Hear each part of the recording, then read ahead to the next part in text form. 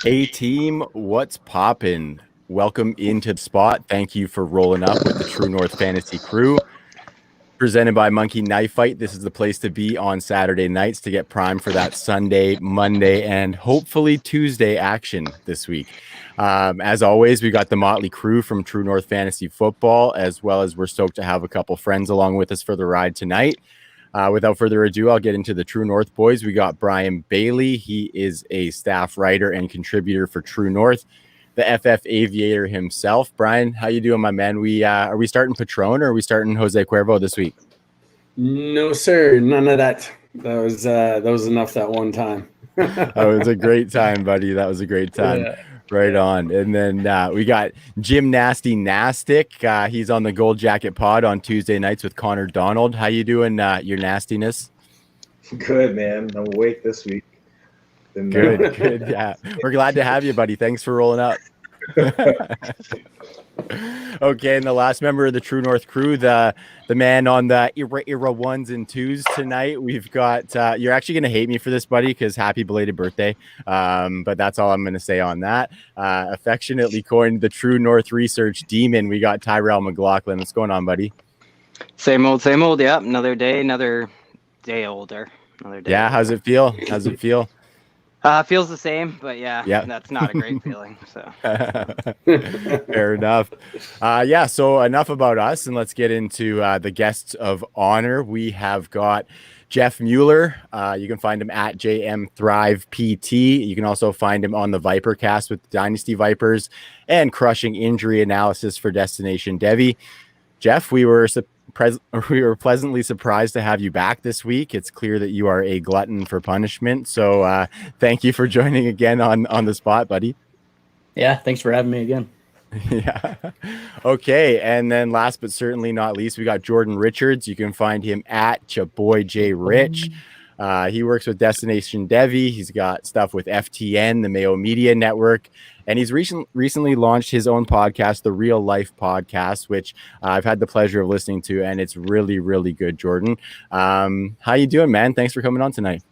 I'm great, man. Thanks so much for having me. I'm happy to be here again. And not at 11:30, at 10. It's kind of nice for me. I can't lie. Okay, in all fairness, the last time we threw that thing together like day of, afternoon of. So this one was a little bit more organized. So yeah, it's going to be fun. I like it. Don't worry. I'm happy to be here. Thanks so much for having me, guys. Love it. So tons to talk about tonight, guys. It's been a really busy Saturday. We've had to follow a lot of stuff, and hopefully we catch it all tonight, but I think we'll be all good. Matt Patricia and Bob Quinn got fired out in the Motor City. So yeah, it's about time. And then kind of more dire stories that we're seeing is COVID is kind of running amok on the NFL. We obviously had the Thanksgiving game that was postponed with the Ravens and Steelers. We thought it was going to be Sunday. Now it's going to be Tuesday. It's going to be in limbo once again because we got Steelers players starting to test positive for COVID as well. And last I heard, the Ravens have like 18 players on the reserve COVID list. So it's getting pretty wild. And then we got other players testing positive for COVID, Jonathan Taylor, namely, as well as the Broncos may have to start Royce Freeman at quarterback this week. So there's also talk of Kendall Hilton, former practice squad wide receiver, potentially turned starting quarterback. So that's just some of the stuff we're going to get into tonight. It's going to be a fun time. So hopefully anybody who's in the comments feels free to stick around and ask us any questions or chirp us a little bit if they want to. It's always fun getting in the comments. So okay, that's enough of me talking, guys. Mr. DJ Ty, can you put a record on and turn this mother up or what? Absolutely. Is that like a Madonna reference? Because that was yes, it was actually. Yeah, thank you for seeing that. Might have aged myself a little bit there. Well, we went to the same school dances, let's put it that way. That's true. Why don't we just dive in? Because really, after those Turkey Day games, you had the Texans at the Lions, you had Washington at Dallas. Honestly, there were some big points scored, so people might be in holes. People might have some holes to climb out of. And there might be some margins of victory that people want a little stability. So let's start with Kansas City at Tampa Bay. This is a 1:25 p.m. game for the cool kids, 4:25 for the East Coasters. Fun fact, guys, the Chiefs have not beat the Buccaneers since 1993. Is there anybody who was born after 1993? What year were you born, Jeff or Jay Rich? I was actually born in '93, so it's very close. Wow. If that meets your threshold. What was the date? When's your birthday that year? It's November 19th. Oh, cool. So at least So you my birthday's know actually a few days ago. you were alive for a Stanley Cup championship victory by a Canadian team, so that's good news. But I guess, yeah, you would have been like 7 years old when Tom Brady threw his first pass in the NFL. So this is Brady versus the new hotness, Patrick Mahomes. This is a big point total, 56.5. Kansas City is the highest scoring team in the biz. Tampa Bay is the sixth highest scoring team. But both defenses are actually top 10 in points allowed. Kansas City is the best passing offense in the NFL. That's how they're definitely going to attack the Bucs in this game because the Bucs have the top rushing defense in football. But I don't know how Tampa Bay is going to go about it because the Chiefs are a really stellar passing defense this year. Jay Rich, do you think this game lives up to the shootout hype? And if so, do you think like Tampa Bay can keep up? I would say if you're going over under, I would actually say no. I expect the Chiefs to blow out the Bucs. Yeah, it seems like it, and Tampa Bay is only 3-point underdogs at home. I was kind of surprised because Kansas City's 5-0 on the road, whereas the Bucs are just 3-2 at home this year. But it might have to do with some of the injuries. Like the Chiefs are banged up on the offensive line. Jeff, do you want to talk about any of the injuries in this one? Yeah, the main ones that I saw were Sammy Watkins is expected back. He practiced in full, and they are going to have him active this week. And then on Tampa Bay's side, no major offensive injuries, but Jamal Dean is out, so that's gonna hurt. They're already gonna hurt against Kansas City speed. So yeah, and they I think they get Ali Marpet back too on that offensive line for Tampa Bay, so that's gonna be a huge boon for them. And we know Vita Vea is still out, so I want to kind of talk about the Kansas City run game because Tampa Bay is one of the toughest matchups for running backs in fantasy on paper, especially in terms of running the ball. They allow the least amount of rushing yards to running backs per game. It's not even close, barely 50 yards rushing per game. But running backs have scored 10 times against Tampa Bay, and only the Seahawks and Jets allow more receptions to running backs per game this season than the Buccaneers. So Clyde Edwards-Helaire, Jimbo, is he a running back one in this tough matchup? Give me your thoughts on him. I think they're going to air it out. No, high-end RB2, I would say. High-end RB2, probably like 13 to 15 range.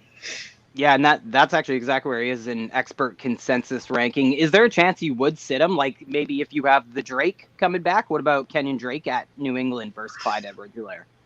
You're asking me? Yep. I'm the biggest Drake non-believer that there is. Yeah, I hate him. Wow. So yeah, I'm not sitting CH for Drake. Are you kidding me? Not that matchup. Being the biggest hater of Kenyon Drake seems like a really hard feat to reach these days. So Clyde Edwards-Helaire or Chris Carson at Philly on Monday night. What do you think of that one? Chris Carson's probably coming back. People had to do without him. Would you start him over Clyde Edwards-Helaire?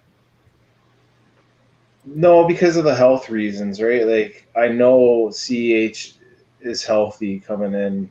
I'm not 100% sure on Carson coming back. I'll probably get bit in the ass by that, though. I think that's close, right? They're going to be close in expert consensus rankings and stuff. And I think it's, is Chris Carson going to continue to see pass catching work? Will Clyde Edwards-Helaire see pass catching work? What about rest of the season? Speaking of pass catching work, not getting it. Antonio Gibson or Clyde Edwards-Helaire rest of the way, Jim? Gibson. Yeah. See, I thought that was a really tough one. So I also want to talk about Le'Veon Bell. Like he had 12 PPR points total in the first 3 games as a Chief. And then he scored a touchdown, but just eight touches last week. So he played 20 snaps. That's exactly half as many as Clyde Edwards-Helaire. And Lev played the same amount of snaps as Darrell Williams against the Raiders. So I kind of noticed that if they're having to play comeback at the end of the first half or whatever, we're seeing Darrell Williams in those 2-minute drills. And I think that's kind of notable because they're playing a pretty strong Tampa Bay team. So what do you think, Trav? Do you think Lev gets into lineups down the stretch, or should we almost cut him?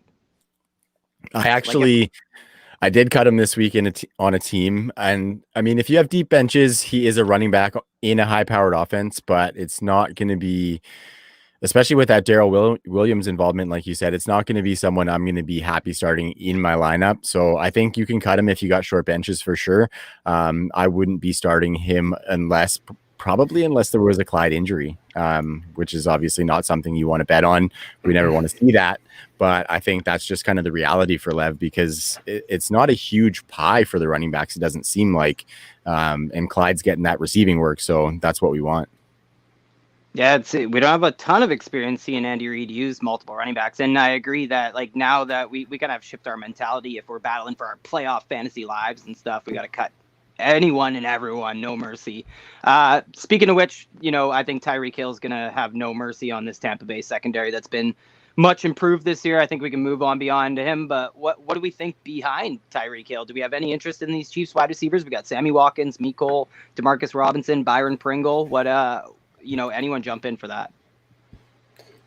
No, I'm not playing anybody in this game. We talked about it in past weeks where we might take a flyer on like Demarcus Robinson or something when they're in a good matchup, but in a matchup with the Bucs, it's a stronger, or it's a tougher matchup for the wide receivers. I'm not going to take a shot on them. There's someone else that you can find with a better matchup if you're going to play a high upside play. Yeah, it's almost been a committee behind him with Mecole Hardman, Demarcus Robinson, and Byron Pringle, who's actually kind of playing the same amount of snaps as Mecole Hardman. Talk about lack of practice, whatever the case may be. We've seen that almost all season. And, I was a big Mecole Hardman truther kind of in the offseason for fantasy, but his only catch of the game came late in the game in the fourth quarter. It was a crucial catch in the game, against the Raiders, but whatever. You got nobody thinks Sammy Watkins, because of how underwhelming or how much of a committee that's been, nobody thinks he could come in and be like a top 36 or top 48 option. Byron Pringle is actually he's on IR. Oh, really? So Sammy Watkins. Yeah, that was the only reason Mecole Hardman came in that game. But that was funny. I thought he was back. My bad. Yeah, what were you gonna say, Trav? Oh, nothing. I was just gonna. That was Jordan. So I was gonna say as far as Mecole and Sammy goes, I wouldn't play Sammy simply because it's his first week back.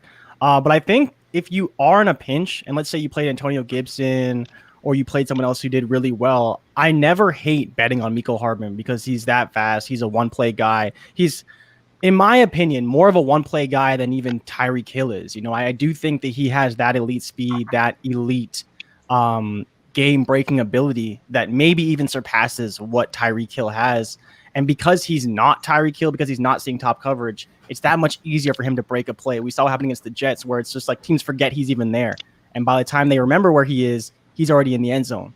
So I definitely don't hate taking a shot on Mecole. I'm a big Mecole stan, so it's kind of easy for me to say that. But definitely, as far as guys I want to play, I'd probably play Mecole if you really need to. But again, if you don't, then maybe just sit him for a safer play. But yeah, I'd be sitting Sammy simply because it's his first week back. Go Mecole.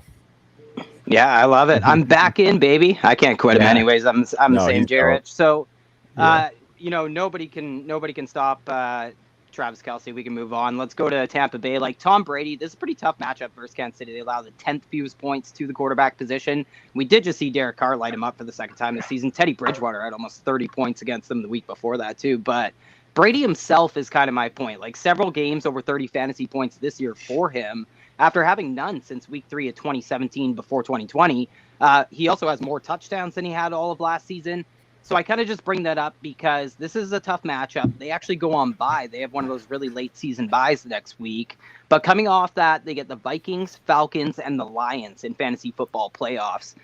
So what do you think, Jay Rich? Do you think Brady is like a top 10 quarterback? Is there any chance he can even outscore some studs going down the stretch? I do think he can. I just think it depends on what's the identity of that team going to be, because we kind of saw what happened last week and we didn't know who to start. And it turns out you could start every wide receiver.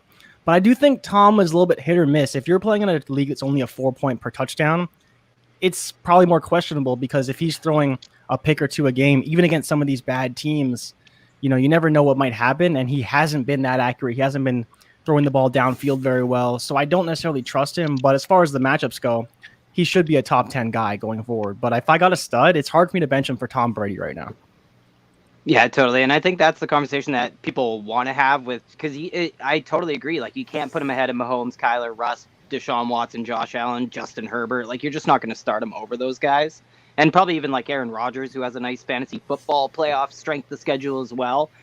So I guess the point is just don't drop Tom Brady. He's probably a top 10 quarterback going forward, even through his bye week. Just hang on to him.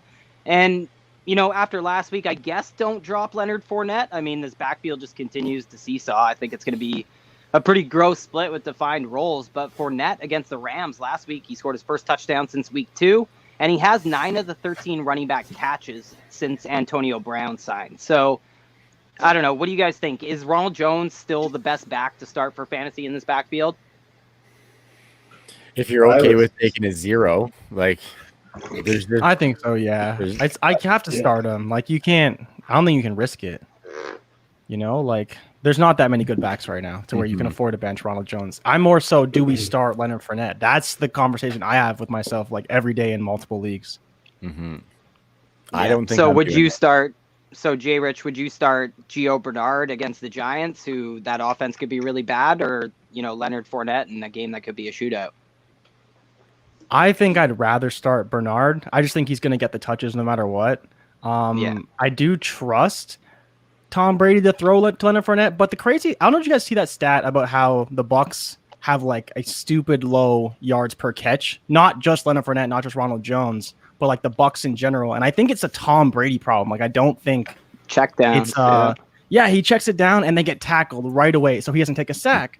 And people are saying they're not producing, blah blah blah, whatever. And I get it, but I think it's a Tom Brady problem in some ways. So as far as Leonard Fournette goes, I can't start him right now. And the thing was, I was ready last week to give up on him. I'm like, never again. But he scored, and he scored points, and he produced enough to where he was valuable. And so it's do I throw him in now? Maybe as an RB3? I don't even know. I want to, but I can't do it right now. Yeah, and I think if we see that kind of game plan, it could happen. This week, getting the Chiefs, they're a run funnel. I mean, they've allowed the 6th most rushing yards to running backs per game. They've also given up the 6th most receiving yards to running backs per game as well.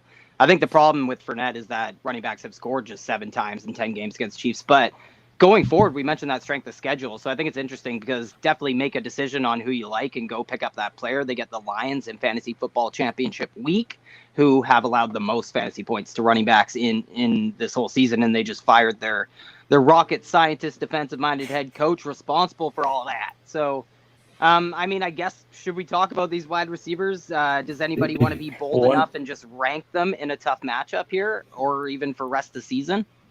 I would happily go AB, Chris Godwin, Mike Evans all day, every day. I like that. I think it's Godwin, Evans, AB for me, actually. And those, Godwin and AB could kind of flip flop. It seems I don't know, Mike Evans was back in the fold last week. This is just a pain in the ass to decipher, man. So really quick, I'm just going to rattle off some stat lines here from the 3 games with Antonio Brown in the lineup. Mike Evans, 26 targets, 15 catches, just under 200 yards receiving, 2 touchdowns, still being keyed in on the red zone, right? Antonio Brown, also 26 targets, 18 catches, just under 160 yards receiving. Chris Godwin, 22 targets, 19 catches to lead the team, 186 yards receiving, 1 touchdown. Check this out. Gronkowski, 15 targets, just 5 catches. He's almost playing this air yard seam stretch and route only, that role. I don't know what's going on, but, Cam Brate has more catches than him and same amount of touchdowns. The running backs have 20 targets, 13 catches. And we mentioned Leonard Fournette, man. He had some brutal drops last week. I just wanted to mention that, too. But, yeah. That was the one trend. That was the one trend that I noticed between the running backs of trying to decide between Rojo and Fournette.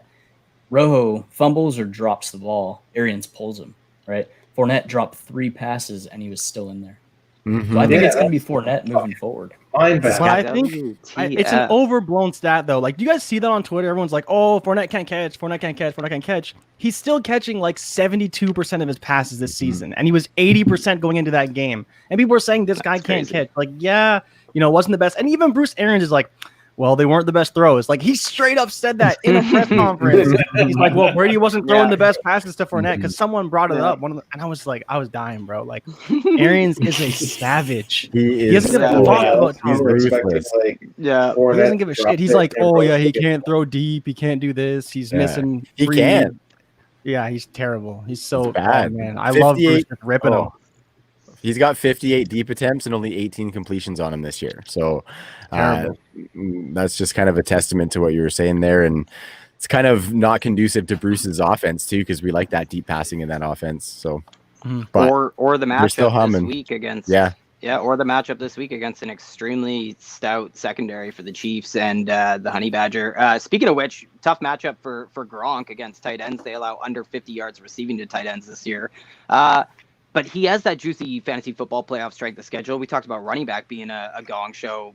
Tight end is just an absolute post-apocalyptic dystopian. So who besides like Kelsey and Waller do you guys want like at tight end? We have Gronk, Mark Andrews, Hawkinson, Fant. Like, who do you like out of those guys, Jimbo? I love Fant. And, not anymore because I have no QB. Before that whole no QB going down. Royce to 5 Fant. I love Fant going in. Besides that, Hawkinson, man, he's been on fire. So and Mark Andrews has no quarterback either right now, for the record. Yeah. RG-knee. I mean, he has one. Yeah, there is technically a listed quarterback on that roster. That's a good point. Yeah. It's not like Trace McSorley's taking snaps there. So what about Dallas Goedert or Gronkowski there, Trav? Man. I think I'm probably going. They both have really good red zone upside. I don't know. Well, I'm trying to see what these next tiers are. Give me Goddard by a hair. Give me Goddard by a hair, but Gronk's gonna keep getting touchdowns even if he's not getting yardage. So there's like a little bit of stability there. Where who knows with Goddard? Who knows with Wentz? Who knows what they do at the quarterback position? Goddard by a hair, but maybe that's just going with my heart. That's a bitter Eagles fan. Philly guys, man. You can't trust these Philly guys. It's Goddard by a lot. Like he should actually see volume. Gronk can't catch the ball. Like, agreed. Man, it's Goddard by a mile. I was talking Mark Andrews recently, by a mile. Goddard could be like, Hawk. I love. I forget. I was looking him up a long time ago, like probably 2 or 3 weeks ago, and he has like 6 targets every week. And even this week, he had another like 80, 90 yards, another 6 targets, 5 receptions. He's been so consistent. Just he's not scoring, so he's not getting like elite numbers, but every week he's getting it done. I love Hawkinson right now. His and Marvin Jones is really low for catches caught. They're like 3.5. It's like really low for Hawkinson every week. It's like 3.5 is his line. It's crazy. I take him on like almost every prop. Absolutely nuts. I like it. Pro line has nothing on him. Free money. So, Trav, before I go into the next one, you were talking about maybe from the heart. Do you want to kick us into your promo there? Yeah, absolutely. We got a really cool promo that we've done in partnership with our friends at Goat District as well as Viridian Global. And we have the holiday sweaters. So we've got a little video playing there.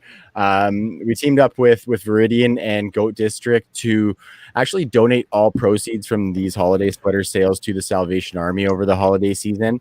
I think this Christmas is going to be tougher on a lot of people than most Christmases are, especially with COVID hanging over everything. So yeah, we've decided to donate all proceeds from these holiday sweater sales to the Salvation Army. And on top of that, we have actually decided that if anybody purchases one of those, and then on top of that, they get another Goat District, Viridian, or True North item, we're going to turn that shipping into free 99. So you get free shipping if you add an item to the holiday sweater. And then on top of that holiday sweater, all of those profits are going to go to the Salvation Army. Just a little way we wanted to give back. It was actually JD from Goat District's idea. So we thank him for getting us into the fold on the collaboration. And it's nice to just do little pieces of that, especially at the holiday season for people. So ViridianGlobal.com, and you can check out those. It says ugly sweaters, but I don't think they're that ugly. I think they're kind of nice. And that promo code is Ugly Sweater 2020. So yeah, we appreciate our friends at Viridian and Goat District for that. Thanks, Ty. No, thank you. So let's roll into the next game. We're going to do the Buffalo Bills at the Los Angeles Chargers. I love this game. So it's a 52.5 point total. Buffalo's favored like 4.5 points, which is kind of just a homage to how hot the home team Chargers have been, how many close games they've been in.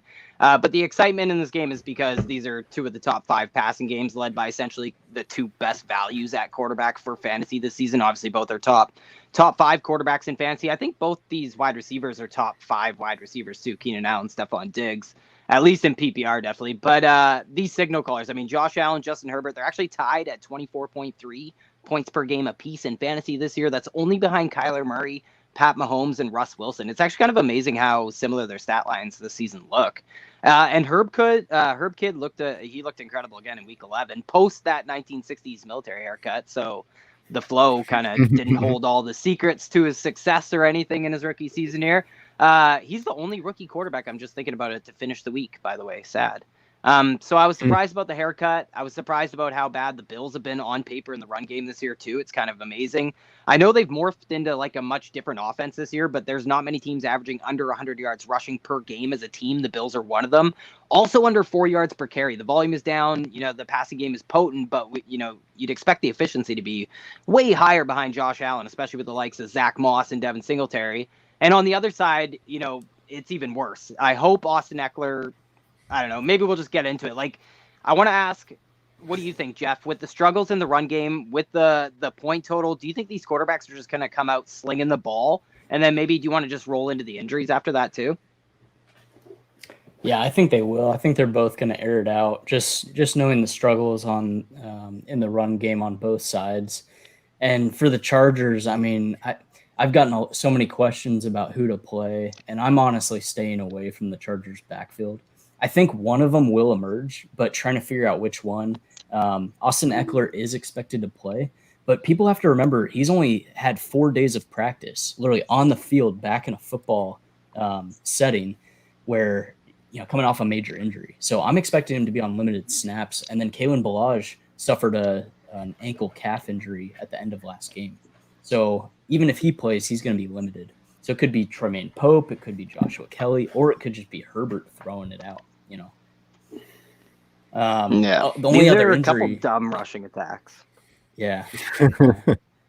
Non-related to rushing. The only other injury is John Brown for Buffalo. He's actually going to IR. So to me, a little, boost to Cole Beasley, but major boost to Gabriel Davis, one of my favorite guys. Mm-hmm. So what do you think about the running backs in that room? Because, Jeff, you don't think Kalen Ballage, or even if Austin Eckler plays, even if all these scenarios work out in either player's favor, you don't think either of those guys are top 24 running backs is kind of what you're saying?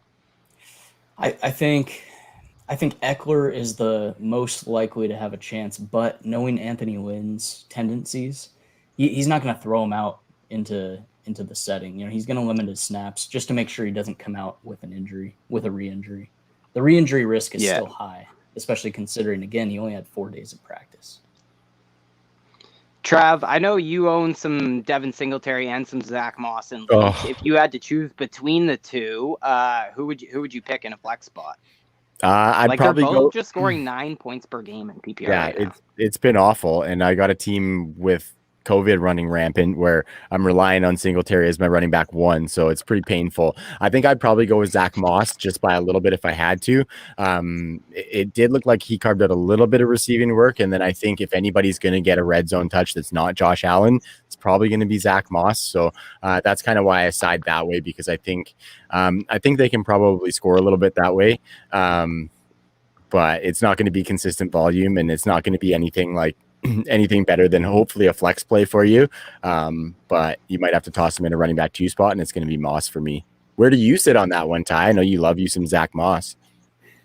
I do. Yeah. You shouldn't have even asked me. I mean, ECR, they're both running back 30 in the 30s, right? I think that's the problem, is neither of them are top 24 running backs. You don't have to be starting these guys.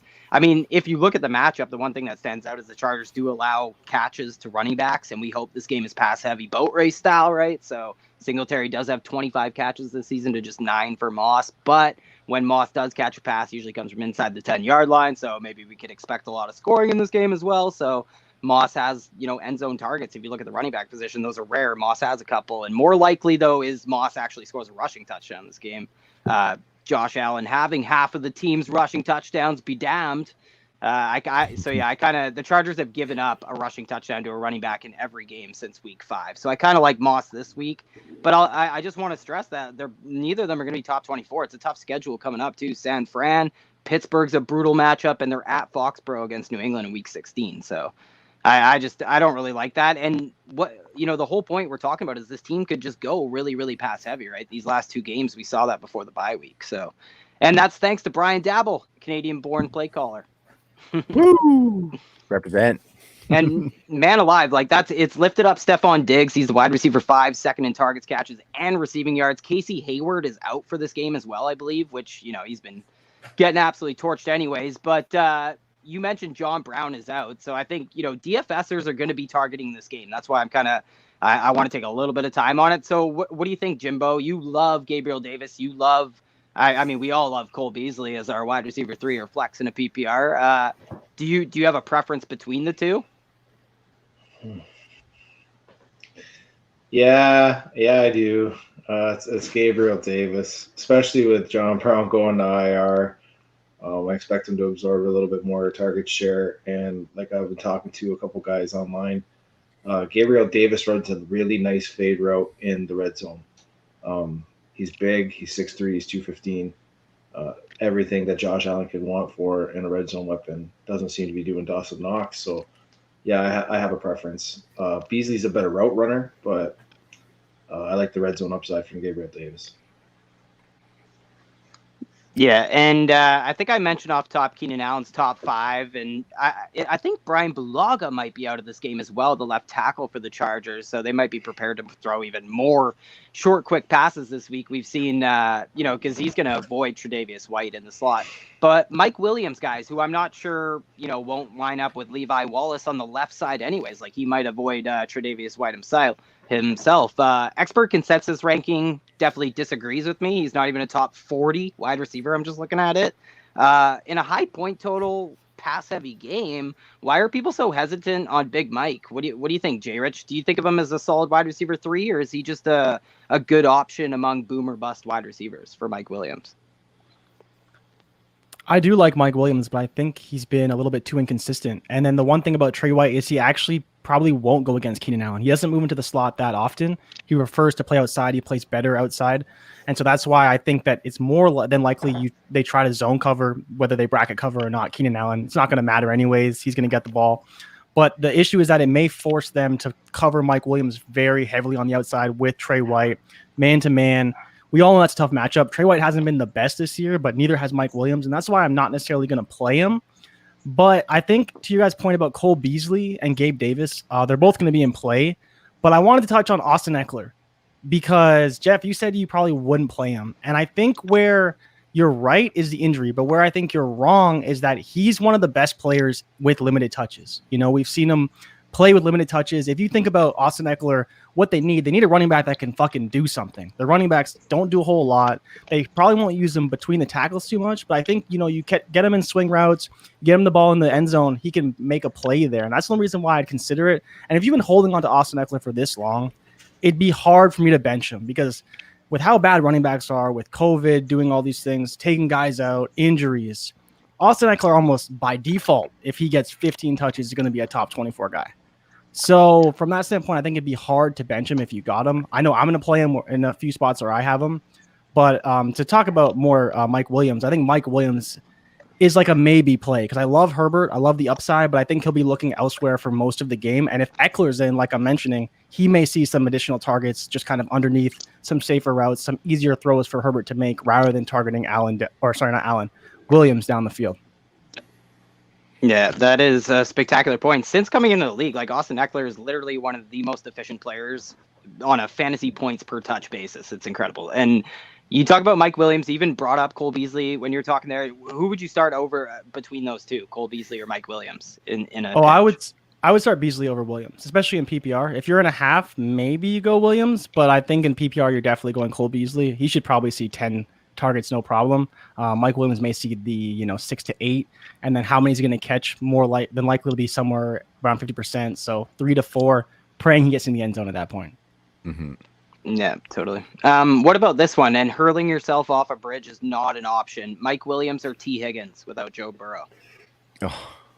I think I would start T. Higgins. I don't really get the concern. I get that people don't think that Finley's any good, but why do you think that Higgins isn't going to get 10 targets? They're going to be. Can I jump in here? Okay, I did a thread, granted small sample size and totally different scheme on Brandon Allen, but in the 3 games that he played with Denver, he had an average depth of target of 8.3, I want to say, or no, 7.8. And T. Higgins is roughly around 13 yards, and Tyler Boyd is roughly around 8.3.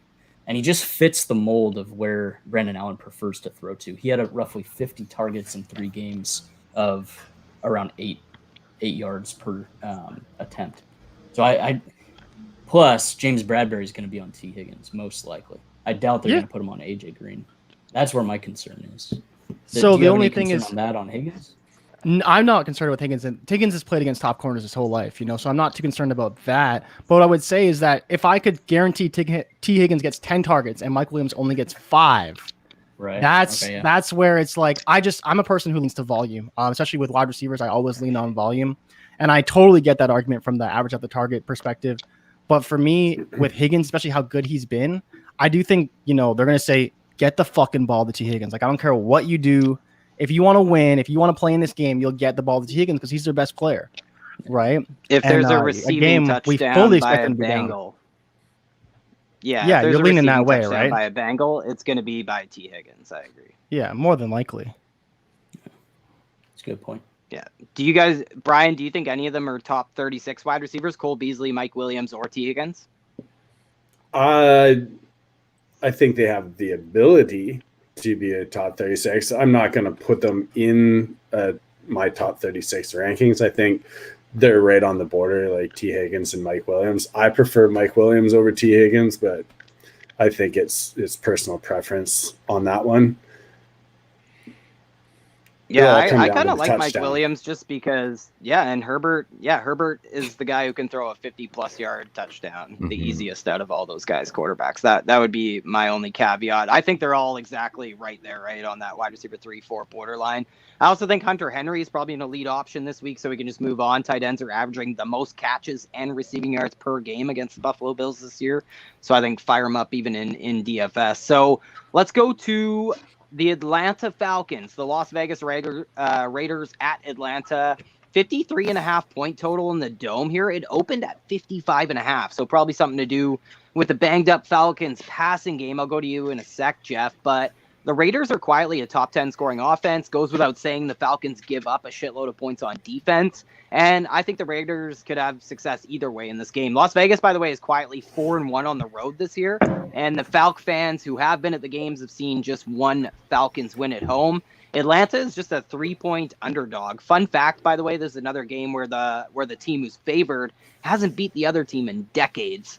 So Jeff, hit me. Talk about some of these injuries for the Falcons. Feel free to pause and give some takes on any of them at any point, whatever's customary. Yeah, I'm looking back. Last time I was recommending sit Julio Jones, he came back and caught 8 receptions, 137 yards, and 2 touchdowns. So that's one thing where, personally, I hope that Atlanta sits Julio Jones. This is the 3rd time he's aggravated his left hamstring. I want him to get to 100%. But if he's active Sunday morning, play him. Because, again, he could go off any game that he plays. And it's the Raiders defense that we're talking. Hayden Hurst, I expect him to play. I was going to mention him in the tight end conversation. I think I'd rather play Hayden Hurst over Gronk, someone like that, just because I think he'll get some volume. And then, obviously, most people know Todd Gurley's out, so Brian Hill to me is a play just on volume alone. Not a great play, but like a low end running back 2, potentially with upside if he scores. Yeah, so let's talk about Brian Hill then. I mean, no Gurley. Last week was Todd's lowest snaps of the season too, coming off the Falcons bye week, and a season high for Brian. Yeah, season high for Brian Hill too, and he takes place Todd Gurley, not unlike he did last year when everyone was doing the same thing when Devontae Freeman went down late last season. So he hasn't been great for fantasy by any means. So what level of interest do you have, Jeff, in him? Like, do you think he's a top 24 running back? Actually, would you start Phillip Lindsay against New Orleans, or are you starting Brian Hill? Man, I love Phillip Lindsay, but I mean, this is the wrong week to play him. I'm avoiding everyone in Denver. I think most people. Well, what are. about? So I would go Brian Hill. what about one of the Bills running backs in an easier matchup against the Chargers there, or Brian Hill? Volume, just given volume. I don't think Ito Smith, I don't think Quadri Olison are going to be threats to Brian Hill for volume. So just based on volume, I would take Brian Hill. Yeah, I think Quadre might be out as well. Judge Ito could quietly be in play if Atlanta gets down in this game, maybe. Brian Hill, by the way, has had some terrible drops this year. Just jogged my memory with the Bills. He had one on third down in that game that was that epic meltdown from earlier this season. I just remember that one. That one was brutal. What do you think, Jim? Do you have any thoughts on, if you look at the other side of this game, Josh Jacobs is a little banged up all season. He's still battling that injury, being limited in practice. Do you have any thoughts on Josh Jacobs? Do you think Devontae Booker might be a sneaky flex? I've been throughout the year hesitant when Josh Jacobs has been banged up, and he has fucking made me eat crow every time, man. Well, really the Raiders in general. Derek Carr has just been on fire. So I think as an extension of that, right? Like Jacobs is also going to feast, right? As long as Derek Carr plays good, I think Josh Jacobs is going to see ample opportunity to play. Devontae Booker is a flex, unless he goes down with that injury. I don't see there being enough volume for him. But again, I've been wrong with the Raiders quite often. Well, you mentioned Carr. What do you think? Should we start? We're starting the Carr this week. Atlanta. What do you think, Brian? Atlanta allows the most fantasy points to quarterbacks. You're starting the Carr? Oh yeah, I'm starting Carr. I'm got him starting in a few different spots. I think he's a top 10 for sure against the Atlanta Falcons in this one. He's looked good, and the matchup against the Falcons, they're giving up the most fantasy points to the QBs. And even the combination of Trubisky and Foles had a top 5 week against them. I think Bridgewater and Walker. Yeah, they've been giving up a top 5 QB performance in, I think, half of their matchups. So yeah, I'm starting out Carr. No hesitation at all. What about over his opponent? What about Matt Ryan on the other side? Would you start him over Matt Ryan? Yeah, I'm starting Carr over Matt Ryan. I think the matchup's too good, and I don't have confidence in Matt Ryan right now. What if Julio, tweaks his hamstring a little bit? If Matt Ryan doesn't have Julio, he's looked like crap all year. There's a very good possibility that he just goes out there and throws up a dud like he did last week. So I just don't have the confidence. I'd lean towards Carr. Yeah, and you have tons of injuries there with Ridley being limited too. Like these guys are battling the war of attrition in Atlanta. You got Gurley out, Hayden Hurst dealing with the ankle, but you mentioned confidence. You know who Derek Carr has had confidence in is Nelson Aguilar. I mean, he blew up against Kansas City last week again. He's playing the most amongst all these wide receivers, but that happened last week after a big cool down over the prior 3 weeks. And obviously he is volatile. This guy is very volatile. Trav, do you consider your former Flame a wide receiver 3? Like, would you start him in this dream matchup versus wide receivers? Or like maybe from our last one, where do you put him in terms of him and Mike Williams and players like that we were talking about before? I think you can't really deny what he's been doing, right? You can recuse yourself. No, I'm not going to shy away from it. Those the former wounds have healed. It's okay. He's looking pretty decent, and I always thought he had some of this talent, even when he was dropping passes with the Birds. So I think as a wide receiver 3, you could probably do worse, especially if you're a little bit weak at the position. Like I got a team where I'm missing Kenny Golladay and have been forever, and Nelson Aguilar the last couple of weeks has been kind of a nice little fill in there. So I could see you starting him as a wide receiver 3, but as Nelson Aguilar can, he could always just put up a couple of drops in the end zone or just kind of kill your dreams, right? So, but yeah, I'd start him as a wide receiver 3 to answer your question.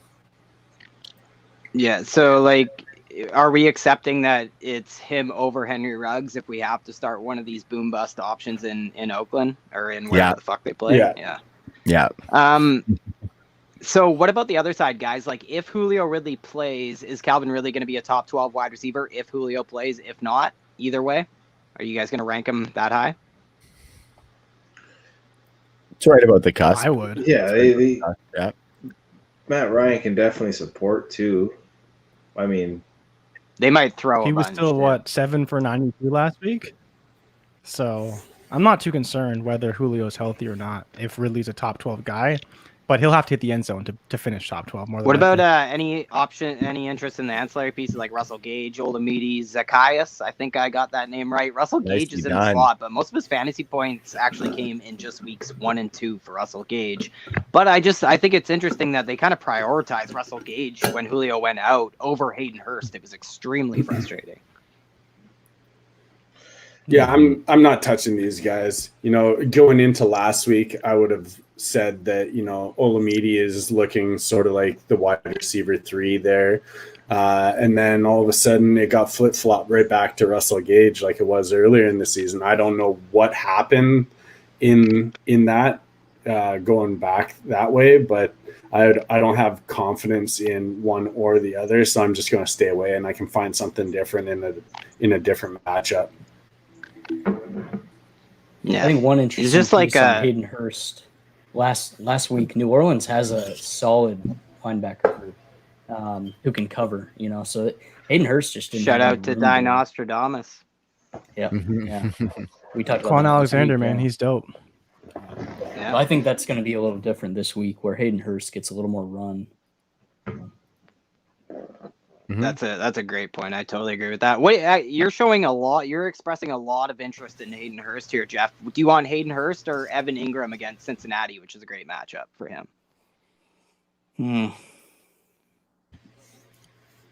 It just depends on if Evan Ingram. You got to take a leap of faith on either, kind of. Yeah. Depends on if Evan Ingram decides to catch the ball or not. Yeah, totally. What about speaking of drops? What about Hurst or Noah Fant? Yeah, Hayden Hurst. I would again if Drew Lock Fant was playing plays or the Saints that you're talking about. Yeah, and he plays the Saints that you're talking about. So that'll Kendall Milton, whoever that is. Milton. Yeah. So let's Kendall go Milton is who I thought it was. I think he's a running back for Georgia. I was like, who the hell is Kendall? I thought that's why he was trending. Like, did he go off? Fuck. Oh yeah. Thought he went off. Just don't touch his stapler. Well done. Shit will go down.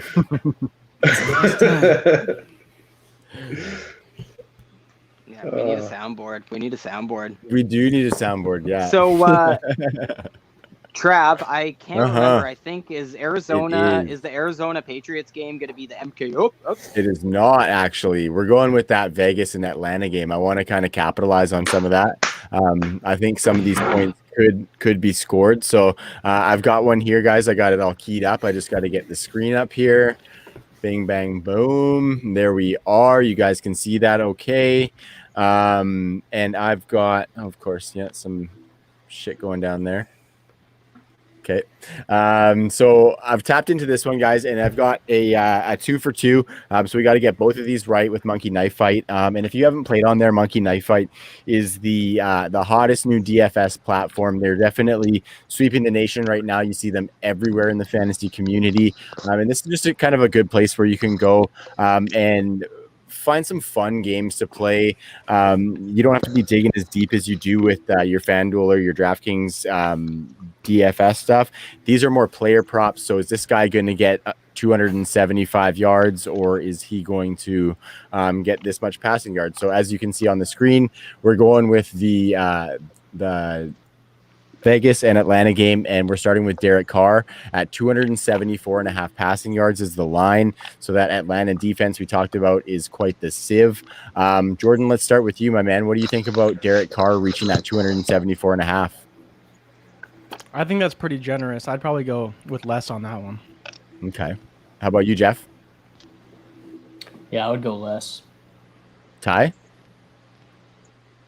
Double unders for me. Yeah. Okay. Jimmy, what are you thinking?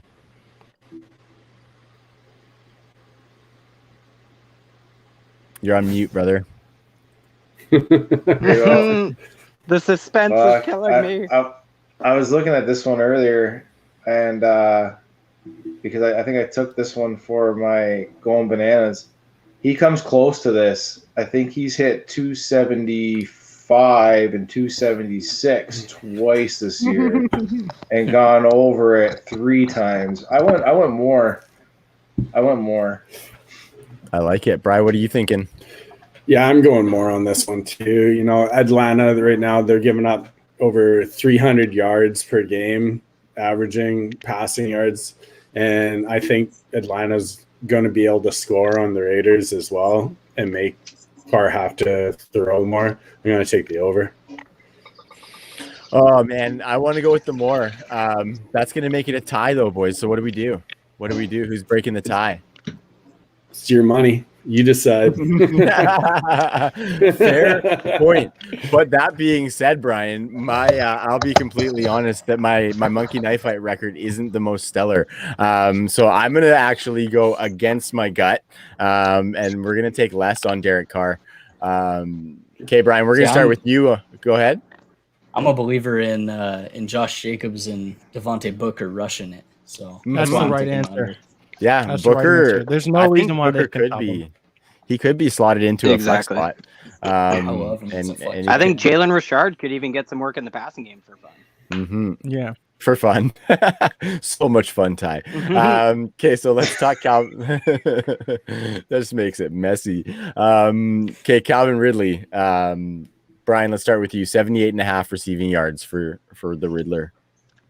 That's tough. I want to say more, but yeah, I'm gonna go more. Okay. I think Julio's banged up. I think he might be out there. Yeah, whatever. Doesn't matter about Julio. I'm going more. Jimmy, what are you thinking? Well, so is he fully healthy now? Because I see that injury designation tag. There's no injury designation, so he must have been off the report. Activated. Oh, okay then. Off the report. Well then, give me more. All right, give me more. Ty, where you at? But does he have a car? I would take, I think I would take the under. Yes, but I do recognize Raiders allow over 175 yards receiving to the wide receiver position per game. That's what I was looking at too. Jeff, what are you thinking? Yeah, I'm sitting here thinking if they were giving us 90, I would take the over still. Nice. And Jordan? Yeah, I'm definitely on the over. He had 92 yards last week. He basically walked into that game off the bench, basically off the medical tent, whatever you want to call it. That should be even more cool. Love it. Okay, we're doing it, boys. Less on Derek Carr and 274.5 passing yards, and more on Calvin Ridley at 78.5. So thanks again to Monkey Knife Fight. And if you go over there and sign up on your first deposit, if you use the promo code TNFF, they will match your first deposit up to $50. So I really appreciate that partnership with them, and we're stoked to see what they're doing out in the fantasy community. So thanks for that, gentlemen. Hopefully you guys made me a little bit of cash flow on that one. Because as you heard from me, I could use the help. That's why I'm here, brother. Don't you worry. We got you. No doubt. Did we get the W last time you were on, Jordan? I think we lost it. Yeah. Oh, but I think we did a 3-pack. I'm taking the more on Carr. I was ready to take the under with you. That logic though is down because it could be a Jacobs game. That's my only fear. Like you guys are bringing up that they allow a lot through the air, but they're not a good defense. Period. So if you can run the ball against them, which the Raiders should be able to, that's why I expect Carr to be in like the 225. He may have 3 or 4 touchdowns because he's throwing the ball in the end zone, but I expect, we might see that week that he had against Carolina where Jacobs is getting 3 touchdowns, 4 touchdowns. Like he'll just be running it like crazy more than likely. Yeah, I just remember this. Yeah, I'm thinking it's going to be like 269 to 275 range. It's like I think it's going to be right on that fucking line. There's going to be some heartbreak either way somewhere. Last week he hit 275 on the button, so he beat it by a half yard. You know what I mean? Like I think it's going to be 269, 275. Like you're either going to be heartbroken by 4 yards or fucking kissing the baby by half a yard if you went with the more. I am no stranger to fantasy heartbreak, so I will be okay. Okay, Ty, where are we at, buddy? Why don't you take us into that next game? We were at Vegas and Atlanta. The Cardinals and the Patriots. Yeah, Cardinals going to Foxborough, playing this Reland Patriots team. It's a 49-point total in this affair. Arizona scores almost 30 points per game, but Patriots don't allow a ton of points. If Arizona can crack the Patriots defense, if they can move the ball, though, I think New England's going to have a tough time keeping pace in this one. They're one of the lowest scoring offenses. They're one of the worst passing offenses. And I think one reason we see a low point total, or at least why it's under 50, is this is actually a battle between two of the top 5 rushing attacks in the NFL. Both teams average over 150 yards per game on the ground. Both teams are below average run defenses, too. Both quarterbacks contribute a copious amount to those rushing totals, but that's kind of where the similarities end. Like, there's no question Kyler and the Cardinals, they're the far superior passing attack. But Kyler was dinged up last week. We saw Kyler in the passing game kind of take a big hit last season when Kyler battled a soft tissue injury. So different. But Jeff, is this shoulder injury something we should worry about for Kyler owners? A little bit. I'm bumping him down to, typically Kyler's top 3, 4 option. I'm bumping him down to like a low end. Number one. No, not number 1 overall. Sorry. But Don't mind me.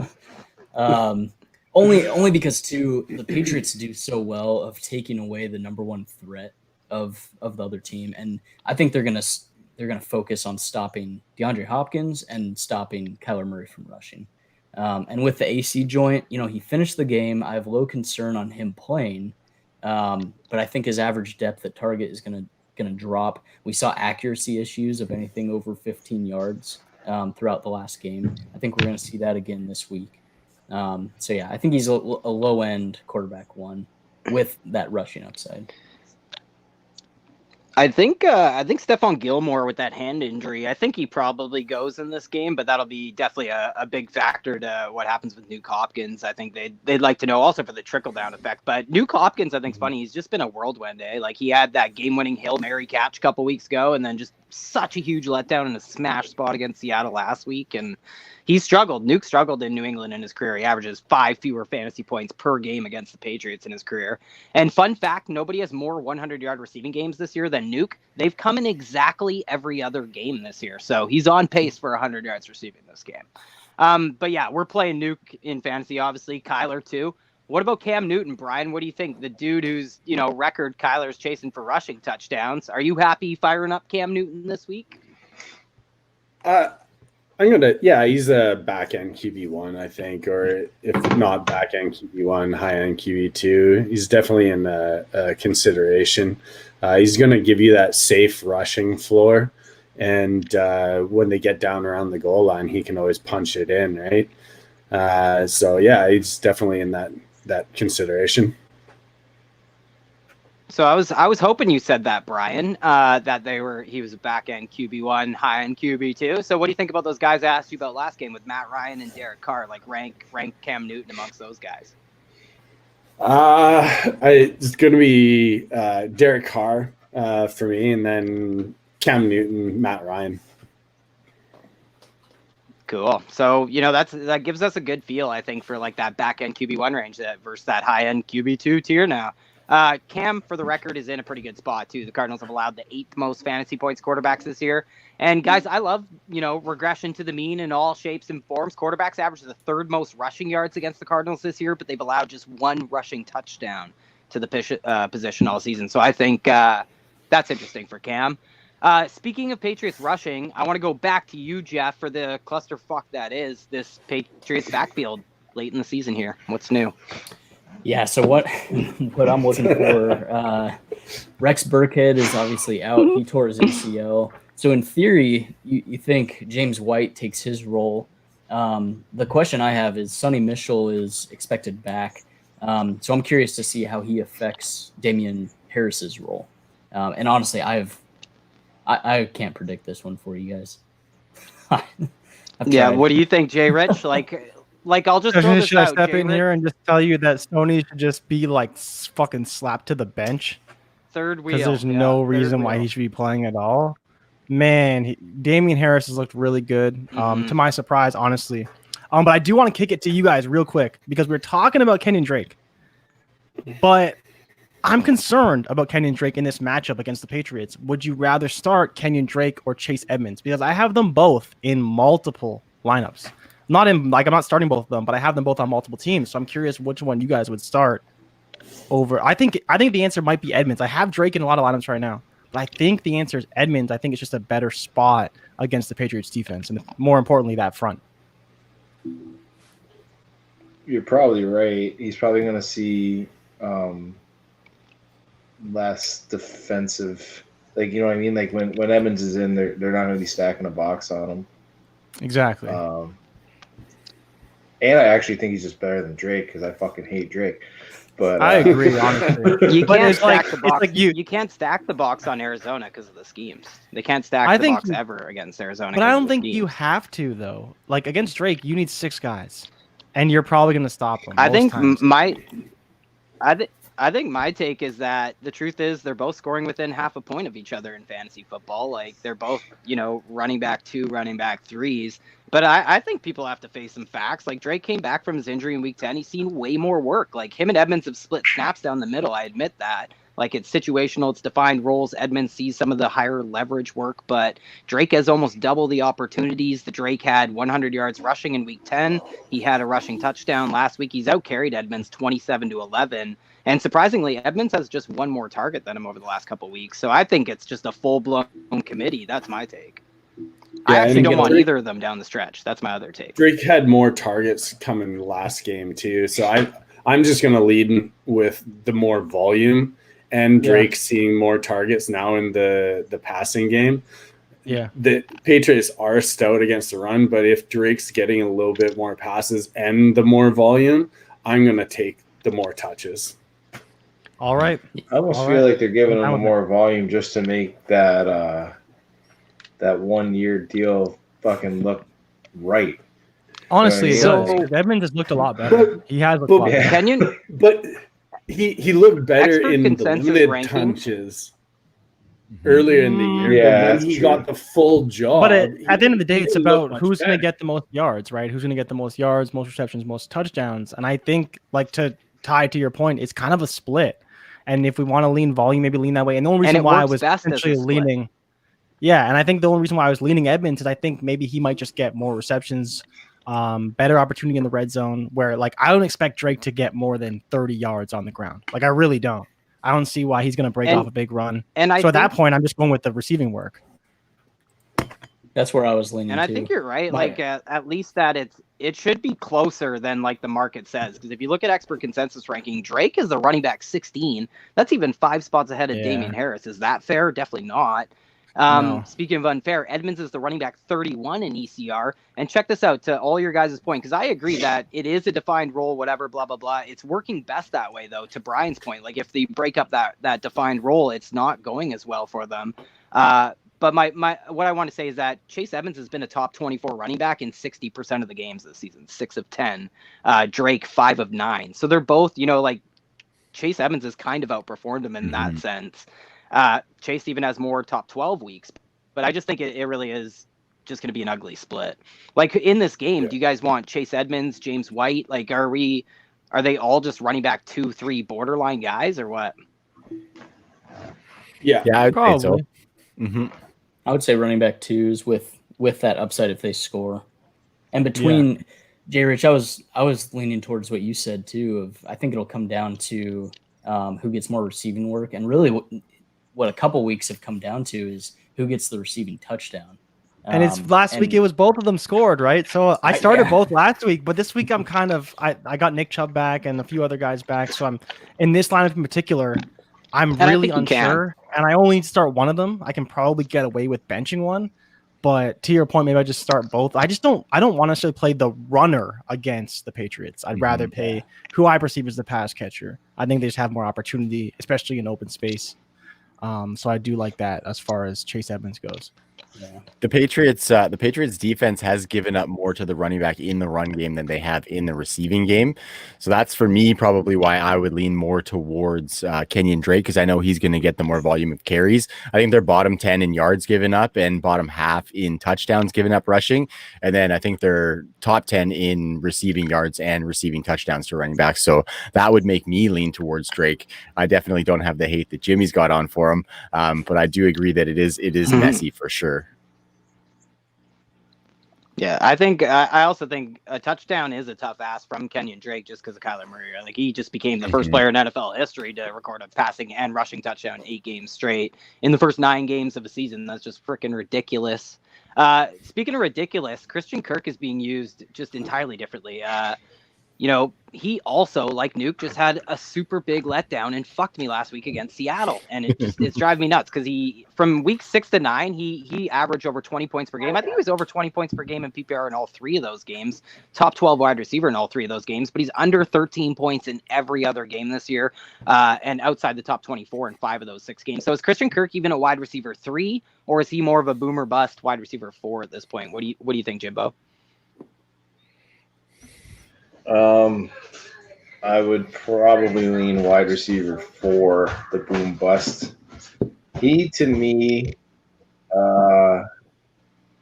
he is actually what people like a couple years ago kept telling me Tyreek Hill was. Like, Tyreek Hill was this boom bust guy that would either give you like a phenomenal wide receiver 1 finish or nothing, which I never agreed with. But that to me seems to be Christian Kirk, where he's just like one week, man, and then I gotta argue: is it Christian Kirk, or is it going to be Andy Isabella and he fucking giving God never? Yes, man. Those guys are the same fucking person. Never Isabella. Could never. be this week. Never. But I know. it's Never.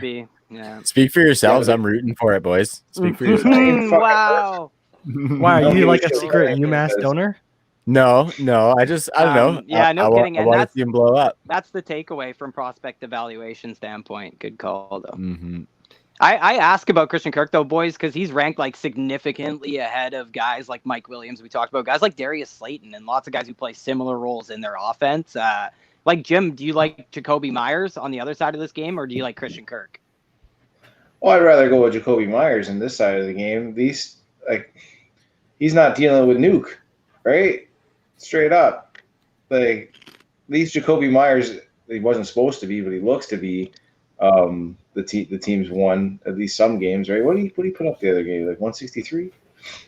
No touchdown. I know that. Still what? So I don't think he scored this year for Jacoby. Yeah. No, I'd rather go with, like J Rich said there, man. The guy getting volume, right? So I'll go with Jacoby. I think you're banking on that big play, right? Anybody that's the problem with Kirk. Yeah, absolutely. Yeah, and the Patriots are never the team you want to bet that's going to happen against. Yeah, you guys are right for sure, and that's why I brought it up, because he is ranked so much more. He's so much higher than all these guys. What about Damiere Byrd, boys, in this big revenge game? Like, does anybody want to just rank the Patriots wide receivers? Tell me where you kind of feel about them, because you got Jacoby Myers, you got Damiere Byrd, you got N'Keal Harry. They've all kind of had their moment. You know what I mean? I would rank Myers has had a moment. Myers, and then just leave the rest on waivers, not man. receiving yards moments, but they keep giving him targets. He's had injury moments. No way. I think he had like 7 or 8 targets last week for some reason. I definitely saw 1 or 2 drops. Oh. Yeah, Harry is not definitely putting it on paper. That's for sure. What's crazy is and that probably like he 24 stopped Brandon Ayuk from getting targets. Isn't that insane? Mm-hmm. To think that how bad Harry's been, but he stopped Brandon Ayuk from getting targets.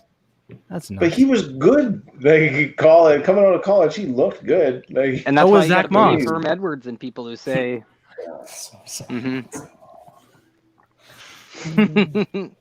Zach Moss was good in college too. All right, so but people thought he was the best. He's not. The Patriots are hard for me to figure out just because. So like last week against Houston, we thought Jacoby Myers would have a big game. He had what three catches on 3 targets, only 3 targets. 38 yards, while Bird had 6 catches, 132, and a touchdown. Yeah. So it's like they swapped roles. And now everyone's going to think Demir Bird is going to, and everyone's going to go into this game thinking Demir Bird's going to blow up against his old team. It's going to be N'Keal Harry. You just watch. But, Cam has one Patriots touchdown way, to a wide man. receiver. Is it a revenge game for N'Keal Harry going back to Arizona? So, speaking of State teams revenge. that don't throw touchdowns to the wide receiver position, I'm just going to move on from that game. Let's go to Tennessee at Indianapolis. The big story today, I think, was that Jonathan Taylor is out, right? And, we'll get to that in a sec. But let me get through some of this. Yeah, I know. We're lucky it's not. She's not getting a ring. I guess. But so this game is pretty nice, guys. 51.5-point total. Titans and Colts round out the top 10 high scoring offenses. Obviously, the home team Colts are in a different solar system on defense between these two teams. So could be all on Tannehill's shoulders this week, I guess. Colts are 3-point favorites. They have just one loss at home. The Titans, though, just one loss on the road. So probably a better football game than a fantasy football game, but this is a rematch for these division rivals who both are jockeying for AFC playoff position. And in week 10, the Colts won 34-17, so a 51-point total just to smack us in the face there. Do you guys think the Titans offense can hold up their end of the bargain in this one? And can you start Tannehill at all in this matchup? Big loss to the Colts defense that I think will swing Tennessee's way is DeForest Buckner's out. He's on COVID list. So I think that swings a big way. That's going to help Derrick Henry. That's going to help Ryan Tannehill. So, I mean, there's an avenue for sure. Tannehill does have a little bit of that mobility. And I think if they can pound Derrick Henry with Buckner out, then I think he could get some A.J. Brown open, maybe even a little Corey Davis or 2 receptions for 6 yards and a touchdown from Jonnu Smith would be kind of on brand. So there's an avenue, but I don't think he's going to be like a high-end quarterback one. I think you're probably hoping for that back end as far as Tannehill's production. Yeah, he's ranked as the quarterback 20 in ECR. He was the quarterback 21 on the week in their first meeting. So, and the Colts allowed third fewest points of quarterback. So I think it's a tough one. What if you had to make? Because I was going to ask somebody if you would start Rivers on the other side, but it sounds like you guys are way over. You'd way prefer Tannehill over Rivers, eh?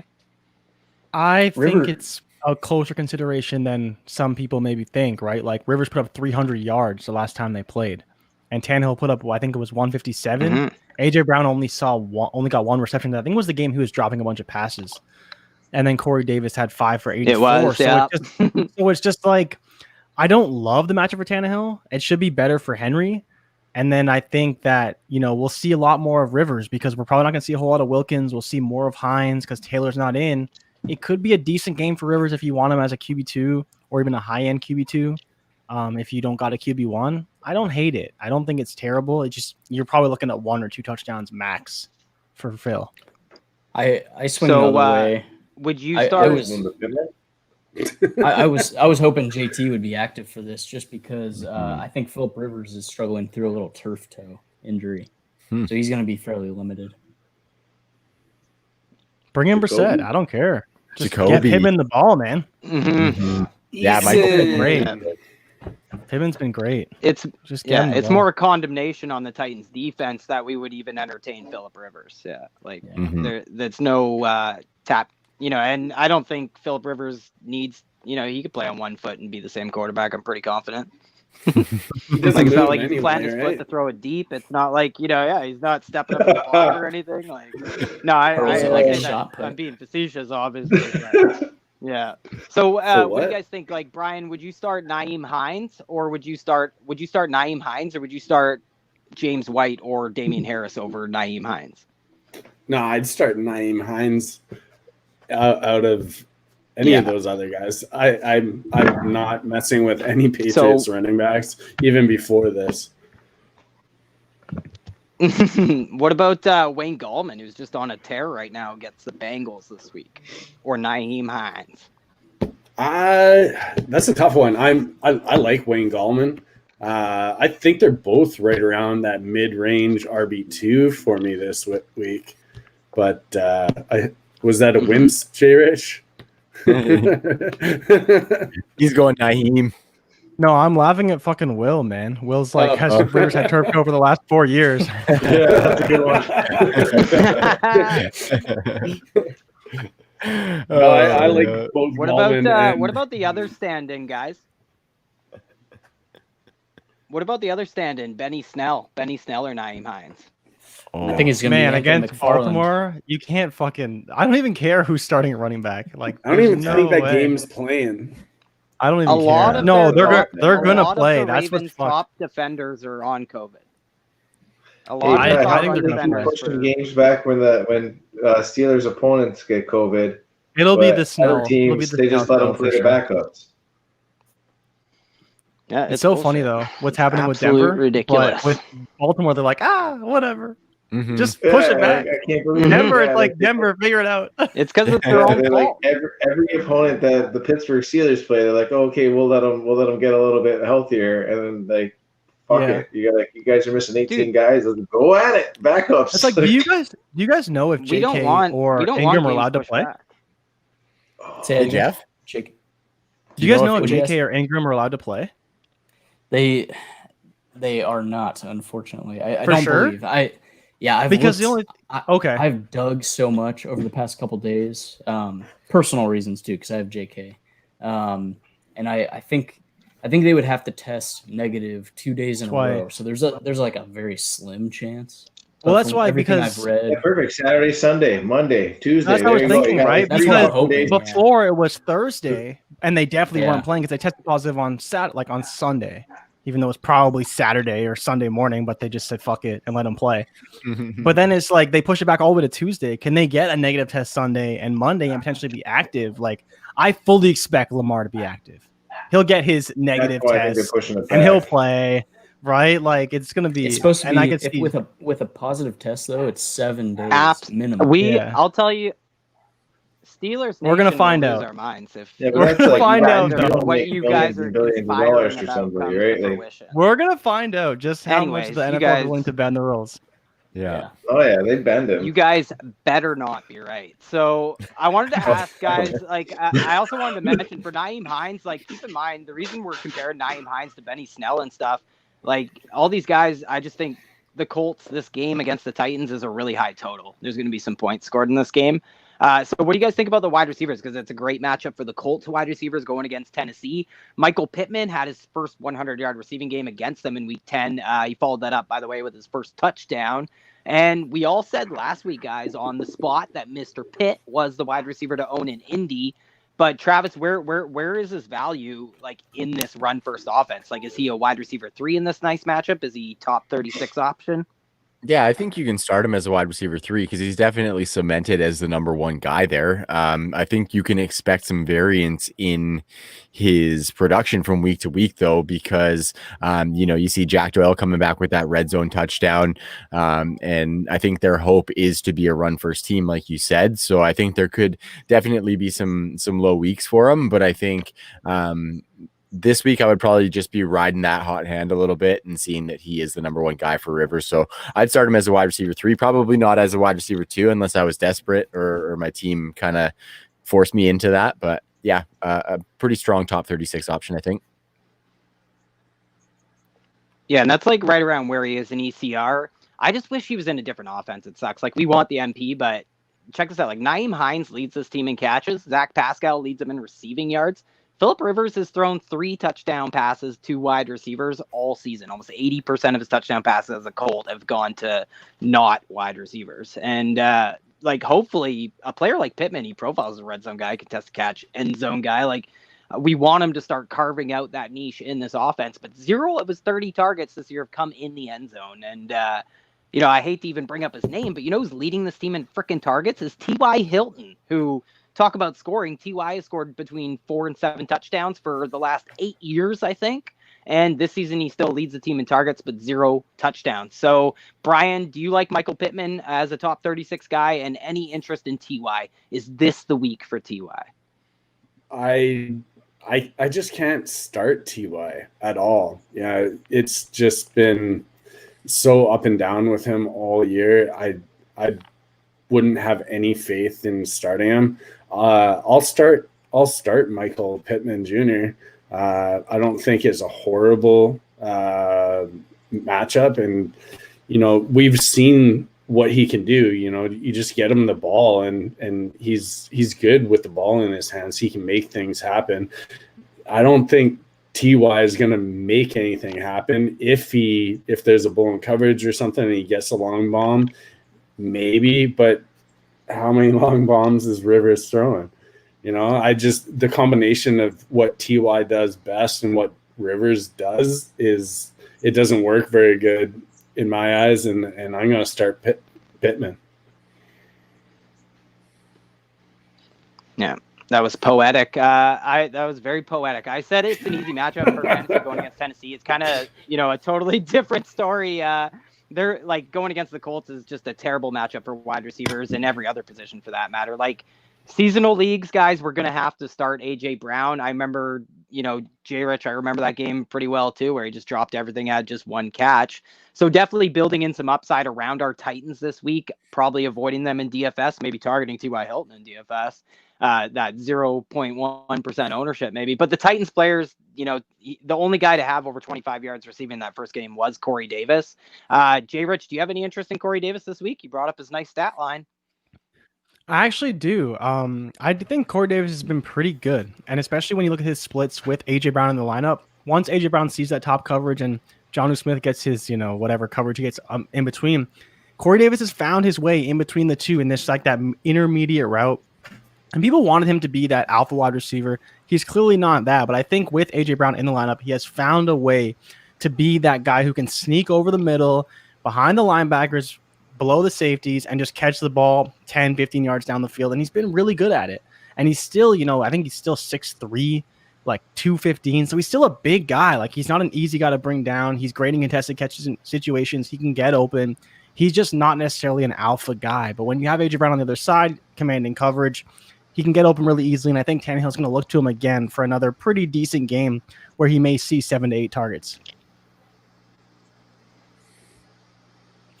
Yeah, and he's not going to get the tough coverage too. So, Jeff, maybe I'll go to you. What is do you have Adam Humphries like prognostication up by hand by chance? I don't blame you if you do not. And I was just wondering because I know Jonnu Smith is also battling with injuries, for the last week or 2 or 3 or 4. So what's going on with him? Because he's been struggling. Yeah. I only focus on fantasy relevant players, so I haven't focused on yeah, touche. Exactly. But it's amazing how much they use him when he's like a Danny Amendola,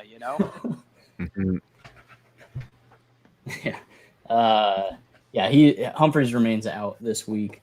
Jonnu, I actually posted an in-game thread on Jonnu. He re-aggravated his ankle injury, but he missed like 2 snaps and came back out.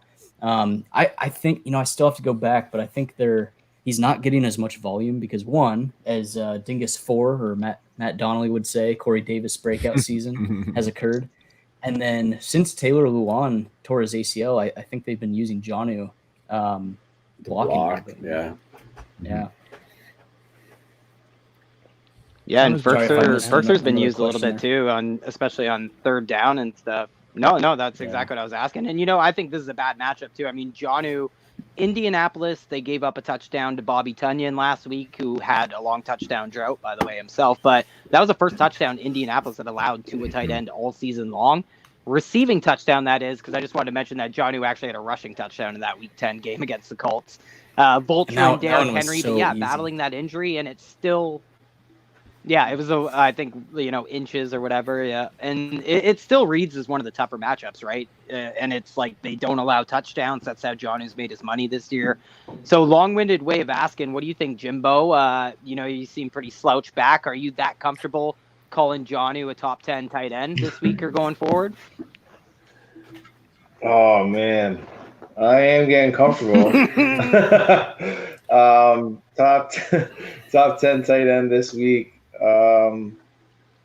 It's probably going to be real close, but like every week, this like tight end, like it's so fucking goddamn jumbled after the top 2. So, I mean, as long as he gets in a touchdown, which could definitely fucking happen. I don't really top see 10 Davis season is 20 spots wide, man. Yeah, Yeah. no doubt. That's a good call. I think a guy like Mike Gesicki with Ryan Fitzpatrick back is going to keep Johnny outside of top 10. I like it. I like it. Jeff.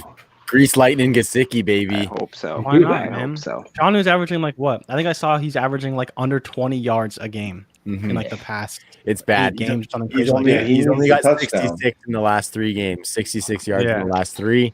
8 catches on 14 targets. He's got the two touchdowns. Sure is out producing him. Yeah. Yeah, he needs a touchdown. He must have that touchdown, and he is we know sketchy. He must. Yeah. Like, let's go through then the top 10 tight ends that you think will go through this week. If you think Gesicki keeps them out. Top 10 in ECR right now. Okay, top 10 in PPR ECR.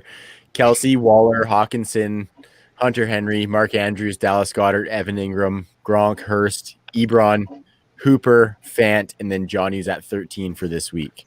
Hooper's that high? Yeah, interesting. I might start Johnny over Fant. Logan Thomas, yeah. Definitely. I think we're starting Johnny over Fant. Yeah, I think I'm probably starting Gesicki over Johnny, though, just because if we got Fitzpatrick back in there against the Jets, Gesicki's only really looked good with Fitzpatrick so far this year. So give me that. And you talk about blocking. There's a guy who's been made to block more since Tua. Like there's a huge deviation whether Tua's in there, whether Fitzpatrick's in there, which it's a huge difference when Gesicki can play a huge percentage of his snaps from the slot.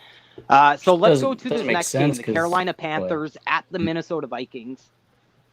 No, sorry, go for it, Jeff. If you want to finish a thought with Gesicki. No, it's just a mini rant. The fact that Tua got sacked 6 times and nearly led the league in being hit. Just have Gesicki run a route, get open. Yeah. So Jeff, do you think that reflects that it was more of an organizational move to start Tua over the bye in the first place, as opposed to it being Brian Flores' decision? What do you mean? Do you think them, I just thought it was weird that they would pull him mid-game, you know what I mean? Because it almost makes it seem like the coach doesn't want this guy as his quarterback, even though they put him in at the bye week. No, I think it came down to a preservation standpoint. The fact that he was getting hit so many times, he's the concern of coming off the major hip injury, and he just flat out wasn't looking very good, I think Tua would have been playing without hesitation this week, no matter what. It just happened that he suffered a throwing thumb injury. I think it was just he wasn't doing well in that game. I didn't like how at the end of the game Flores came out and said that they pulled him due to due to performance and not injury. I don't think that's something you fucking do to a top quarterback's confidence at all. I think that was the fucking wrong move to make. You don't say that publicly at all. I agree, and I would say that he does come from Alabama, where it's tough love all day, every day, and Brian Flores is very tough love oriented from the Patriots. But I would also say that it's an old school move. That's all I want to say. You just don't see that happen anymore. It's something you saw happen in Drew Brees' career with the Chargers. You know what I mean? It's just not something you see anymore. Anyways, I'm gonna move on because we're not even talking about the game that we were talking about anyways. So let's go 2-1. Panthers at the Vikings. It's actually a 50-point total. I was very surprised. And the Vikings are favored by a field goal, and they suck. The Panthers actually shut out the Lions last week. That was awesome. The week before Matt Patricia got fired. So meanwhile, the Vikings, handed the game to Andy Dalton, by the way. Ironically, it all worked out, though, right? It was better for the passing game. It was better for fantasy when that happened. And that's encouraging because they get a pretty awful Panthers defense this week. Both defenses can be scored on. So, you get that 50-point total. That's kind of surprising, but you see, below average offenses in terms of yards and touchdowns, but really bad defenses on both sides, really bad secondaries. And guys, this is Teddy Bridgewater, the return of the prodigal son. Prodigal. That word? Prodigal. Hard G. Prodigal. It sounds wrong. I hate it. Not using that word again. So yeah, the fans, if they were there, that'd be a standing O, I think, for Teddy. Even though it's probably like two of the more conservative, boring quarterbacks. Even though Teddy's loosened up a little bit in Joe Brady's offense, but there is a lot of injuries to talk about in this one. Like we know Teddy is, and I'll get to you in a sec, Jeff. We know Teddy's playing. We know Kirk's playing. So like, what do you think, Travis? Do you want Teddy Bridgewater or do you want Kirk Cousins in this game? And do you think they're both like quarterback twos, or where do you think they fall because of the game total? I think I want Teddy Bridgewater just because of the weapons that he's got at his disposal, because I believe Adam Thielen is out, and we'll come to you, Jeff. Justin Jefferson, obviously, he's actually ranked as a top 12 receiver this week. But I would go with Teddy and those weapons over Kirk Cousins and pretty much just Justin Jefferson, because I think they're going to give a heavy dosage of Dalvin Cook and maybe even a bunch of Alex Madison as well. So I could see him being a sneaky flex. So give me Teddy in that. Yeah, it's cool. They're scoring like identical in fantasy this year for points per game, these two quarterbacks, and it's like situation can be everything because Teddy's just smashing career highs across the board, including points per game in fantasy. I love it. And what I think is funny, situation's everything. Like Joe Burrow was averaging 40 pass attempts per game before going down with injury. It's just insane. Kirk Cousins has 0 games all year with 40 pass attempts, no 25-point fantasy attempts. And I think Travis kind of hit the nail on the head there. Bri, what do you think? Do you think this is going to be a heavy Dalvin Cook game? Could this be one of those 15 pass attempts Cousin games? Yeah, I think that's exactly what we're in store here for, Carolina. You can run over them literally on the ground, and that's what Dalvin Cook's good at. So why not put the ball in your best player's hands, and like Trav was saying there, Thielen's out. You got Justin Jefferson, but another sneaky little play, you get down in that red zone. It's almost Christmas time. Red zone reindeer. Red zone reindeer. Yeah. Oh my God. Yeah. If you're hurting. Deck the halls. So speaking of hurting, speaking of Christmas, Jeff, why don't you give us all the lumps of coal here? Just, run down this litany of bodies banged up in this bitch. Yeah. Well, I think to help your case, Brian, Irv Smith is out. So it's going to be all Kyle Rudolph. Yeah. And then you guys nailed it. Adam Thielen's out. Yeah. He's not officially out. He's not expected to play. There's still a chance, but very low likelihood. So it's going to be a Justin. I got a couple rosters that need that. Fake news. His test was fake news.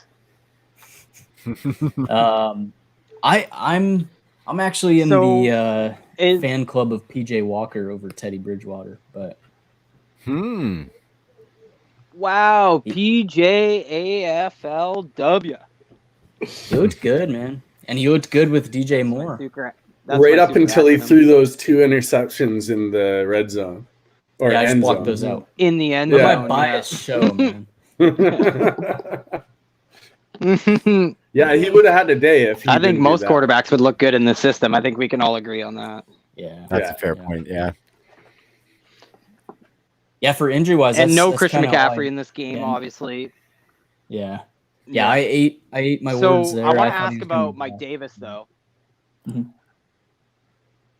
Yeah, it's tough because when they have that bye week, the next week, you never know because players want to play. Look at Austin Eckler, right? So I think it's always a dangerous game. It's always a guess, you know what I mean? So I'd rather ask a doctor when I'm guessing. So we appreciate it anyway. We always appreciate the input.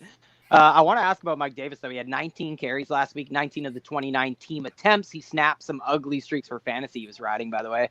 He also saw the only 2 targets, but that was the thing. Like, the pass catching has just gone to shit. But that was, they went to just the 3 wide receivers, basically. So are you guys good with Mike Davis as a top 12 running back this week? And Jay Rich, do you think if Carolina gets down with Teddy, or even just because Teddy's back under center, can Mike Davis get some more receiving work? I think he can. I think I'd be starting Mike Davis for sure. I like the ceiling with him, and even still, like, he has a pretty decent reception floor. So I do like Davis a lot. I do expect them to use the pass catchers more. We've seen DJ Moore do a lot better than he was early on in the season. Robbie Anderson's still seeing a lot of targets, whether it's PJ Walker or Teddy in the lineup. I think that's just the system that they're going to run.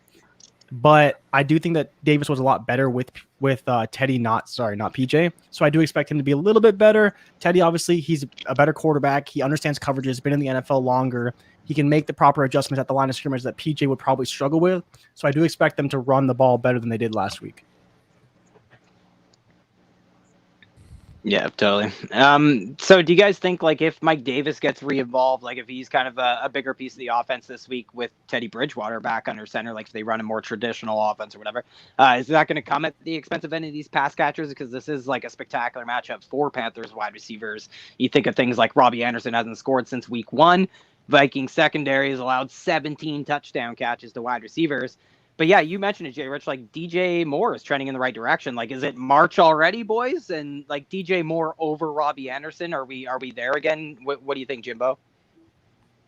DJ Moore over Robbie Anderson. Yeah, I've been on that all year. I haven't been right all year, but like yeah. I was gonna say you've been wrong all year because I've definitely been wrong. Only the first beginning part of the year.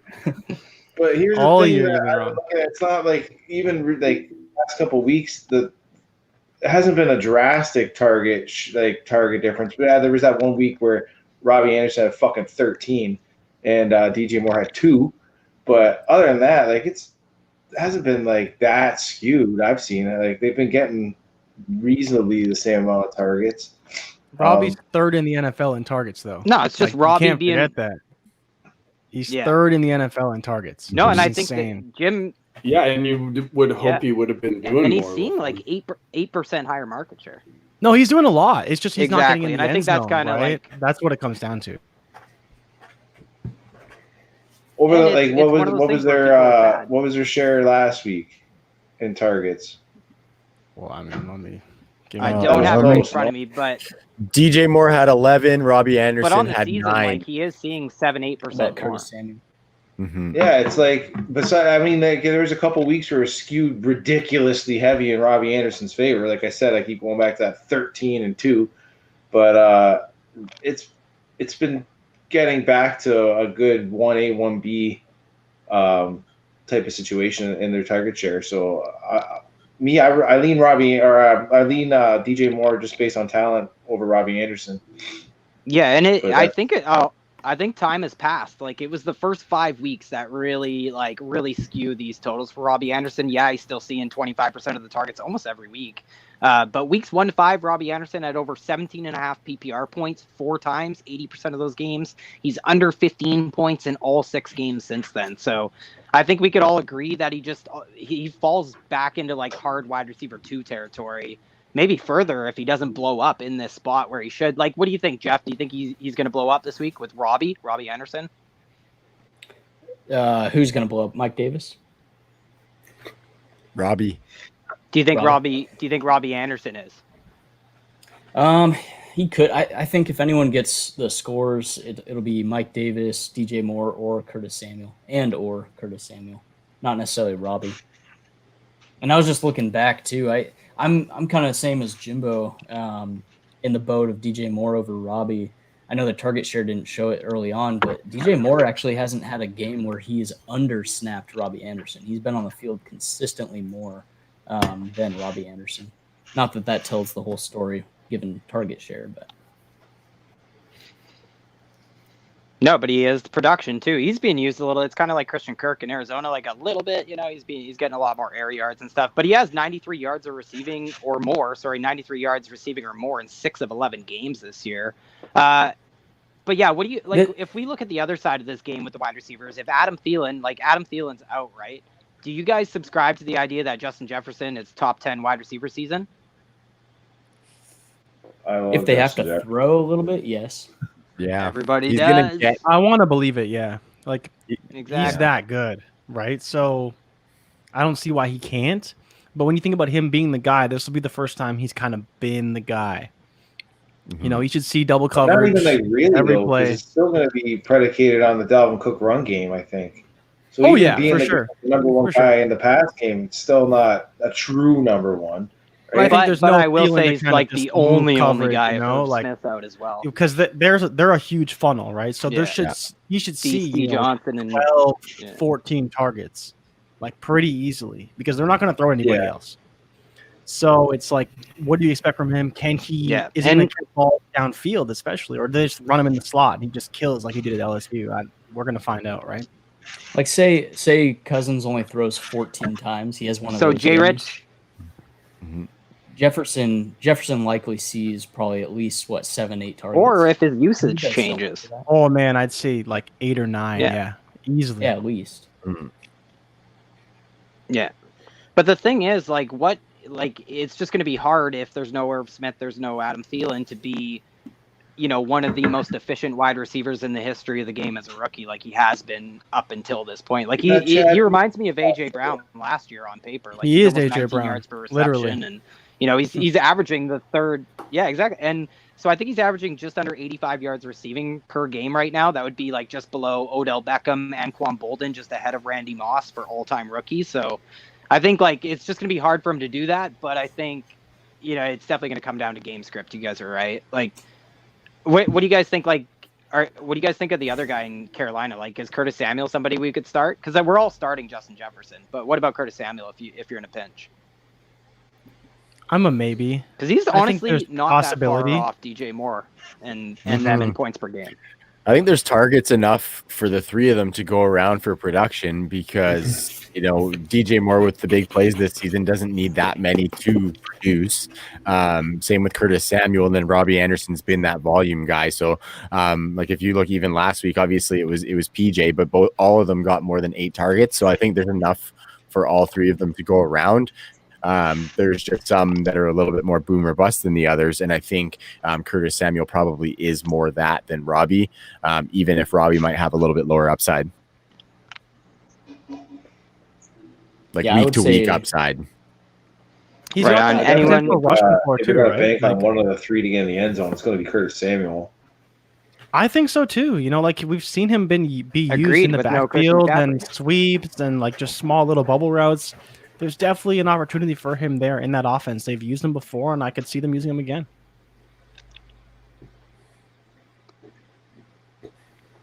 So anybody want to put any parting thoughts on that game before I move on? Uh-oh.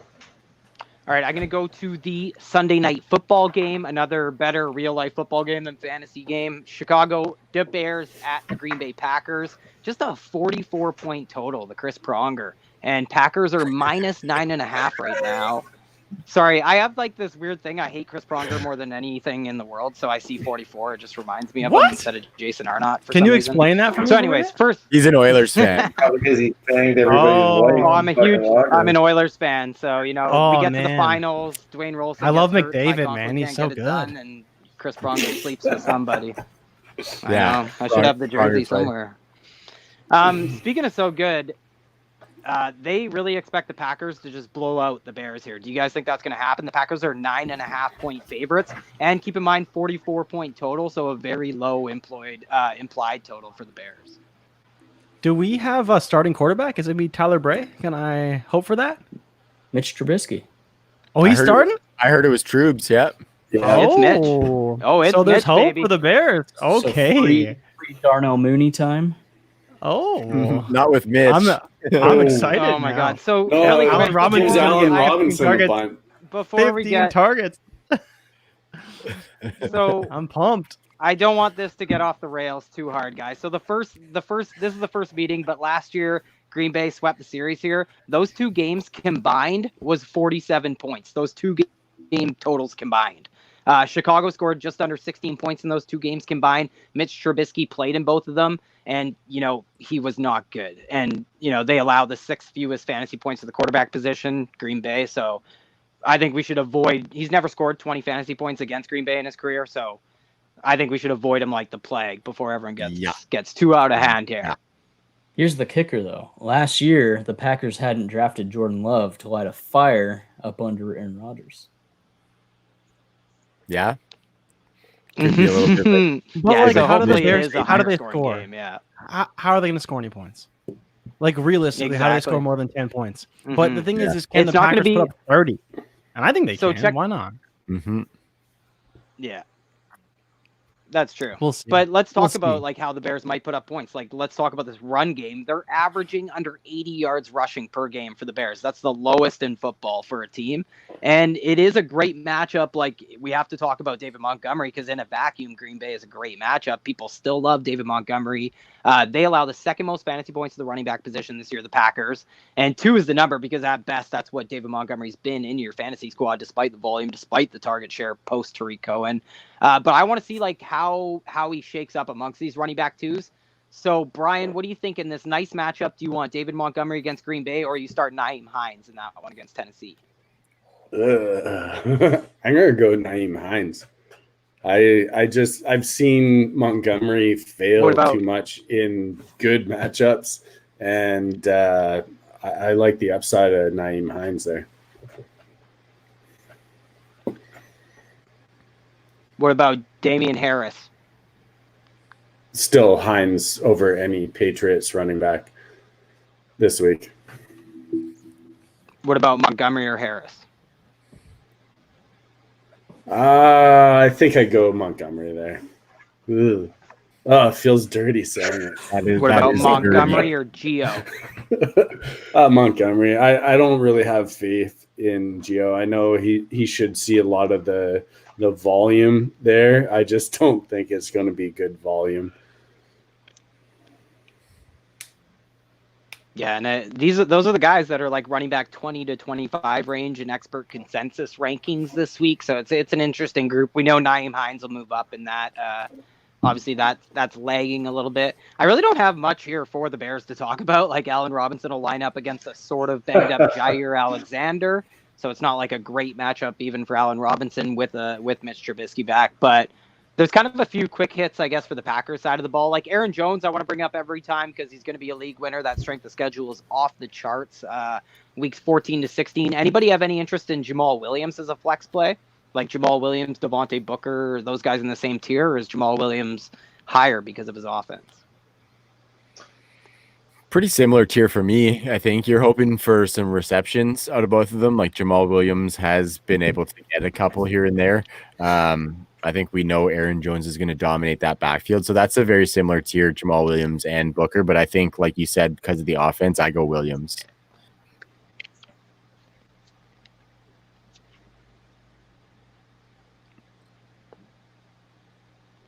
So, Jimbo, do you have any concerns with Aaron Rodgers this week?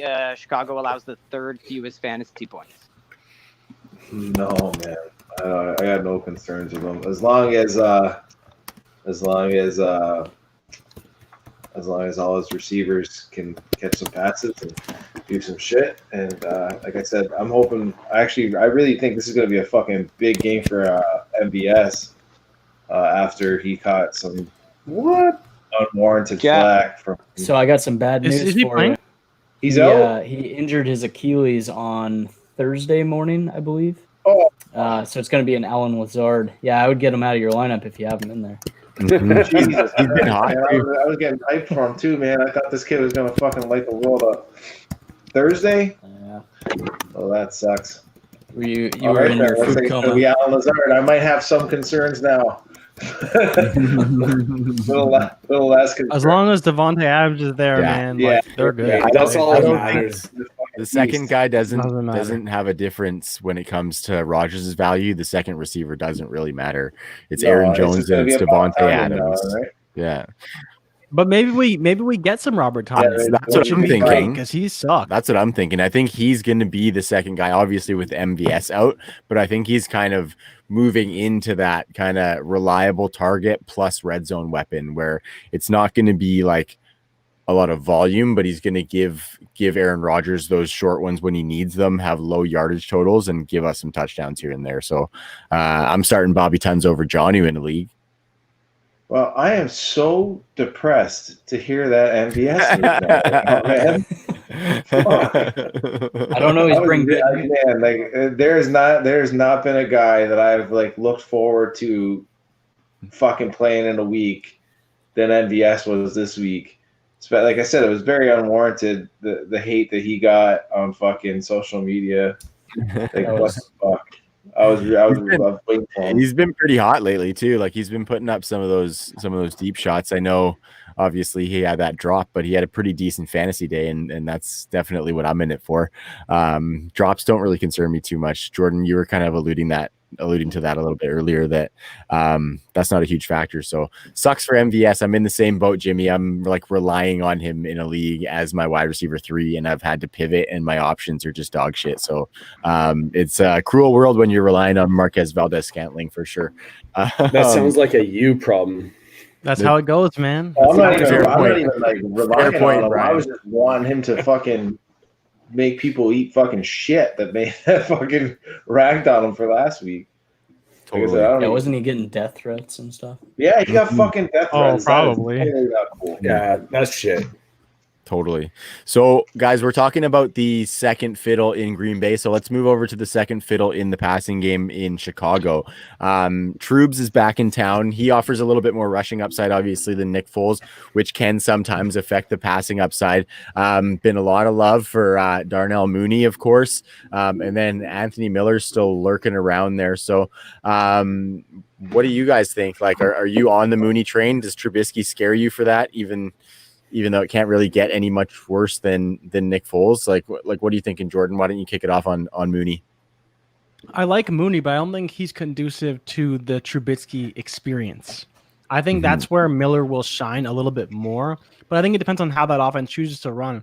But as far as just talking about the prototype wide receiver, I think that Mitch is better over the middle. He'll be better with a guy like Anthony Miller compared to a Darnell Mooney who can stretch the field, has to run on the outside. He's great on the sidelines. He's great going deep, but that's not really where Mitch wants to throw the ball. He wants to throw the ball in the middle of the field. He wants to make it easy for him, so he doesn't throw picks, doesn't make bad throws. So I think that's where Miller could be fine, but I can't start Anthony Miller. I can't do it. And so that's where for Mooney, it's like we talk about with Mecole, he's kind of a dart throw if you want to go that route. But with Mitch, I don't love it as much as I do with Foles, who will throw it deep more often than Mitch will. For sure. So Brian, I'm going to kick to you on that one. What do you think about those two? Like, would you dare start Anthony Miller? Do you think Mooney is viable? And then with Jordan saying that Mitch does like to pass over the middle, would you say that maybe Jimmy Graham is somebody that you're more confident in this week against the Packers? You're on mute, brother. Sorry. I think J. Rich put it there perfectly, like how he broke down the difference between Darnell Mooney and Anthony Miller there with the Trubisky experience. But yeah, going with what J. Rich said about over the field or over the center of the field there, Jimmy Graham definitely can be in play. And if they get the ball down into the red zone, that offense likes to go to the tight end in those situations, and you could see Jimmy Grandpa come down with a TD there. I like it. The moral of this entire story is that if you have a tight end that's not like top 3, top 5 guaranteed, you're hoping for a touchdown. And I think, you could do worse than Jimmy Graham. I don't know exactly where he sits as far as the tight end rankings on the season, but I think it's probably better than we would guess. I know he was a top 10 tight end up to a couple weeks ago, but I haven't checked on Jimmy G for a while, or the other Jimmy G. Right now he's sitting at 17. Oh, sorry, never mind. That's at rest of the season. That's his rest of the season ranking, which I would say that is fair. And then if we look at the tight end, he is sitting at tight end 11. Sitting at tight end 11. So yeah, I like it. So I'm going to take us into the San Fran and Los Angeles Rams. It is a 1 p.m. game out here on the West. Hey, Ty, I'm just going to kick us into this one real quick, and then I'll kick it back to you, buddy. Hey, Trev. 40. Yo. Can I make just a quick note? Yes, just got please. an update. Kalen Balaj is not expected to play. So going back to the Chargers. Okay. Yeah, he didn't practice all week. Yeah, I didn't think he would play, but officially, Well, I think Tremaine not Pope. expected to. Yeah, Tremaine Pope definitely in play then. Yep. Tremaine, yeah. For deep leagues. Is For that deep okay, leagues. Sorry. boys? Sorry, Get back to you, on. Trev. No, that's good. Thanks for the update, And Stock. That's why Eckler- we got you, buddy. And just Actually, so people know, Eckler and Balaj were pretty closely priced in DFS, even on DraftKings, full PPR DraftKings. Go ahead, Jeff. Yeah, one more. Julio Jones is a true game time decision. They're gonna assess him pregame and see if he can go or not. So that's gonna be a true 8:30 or whatever time that is. 10:30, Yeah, 11:30. He's playing. Yeah, he'll probably go, but He's playing. we've been there before. He'll get one of those NFL medical shots to the knee. and he'll be like Superman out there. Tordo. I will. Take it easy, buddy. Will's tapping out. Austin, He's yeah, so I drunk. was just yeah. Come on, Will. Absolutely. Come on, bro. So the Niners at the Rams, 44.5 point total. The Rams are 6.5 point favorites, and this is a rematch. It's a rematch. It's a rematch of the No baby talk. Yeah, No. sorry. Andy, sorry. Yeah. A rematch of the week 6 Niners upset. San Francisco's been injured all season. The Rams have been very pass heavy, running a lot of play action with Jared Goff, and looking pretty decent. That whole NFC West is like all of them are better than all of the NFC East. So good division matchup. Jeff, you got any injury news from this one? Any big ones there? Tevin Coleman's out, I know that, but curious. Coleman's out. I'm a little depressed to talk about this one, like Jim with the MVS. Brandon Ayuk, my guy, is not going to play. He's officially out with COVID. Yeah. Damn it. Though There's another Debo Samuel's coming back. So he's expected to play. And then then Raheem Mostert. Yeah. Go. Yeah, Raheem Mostert was activated off IR, and he's expected to play and start. So to me, he's a safe running back too. Yeah, and Trent Williams. Eh?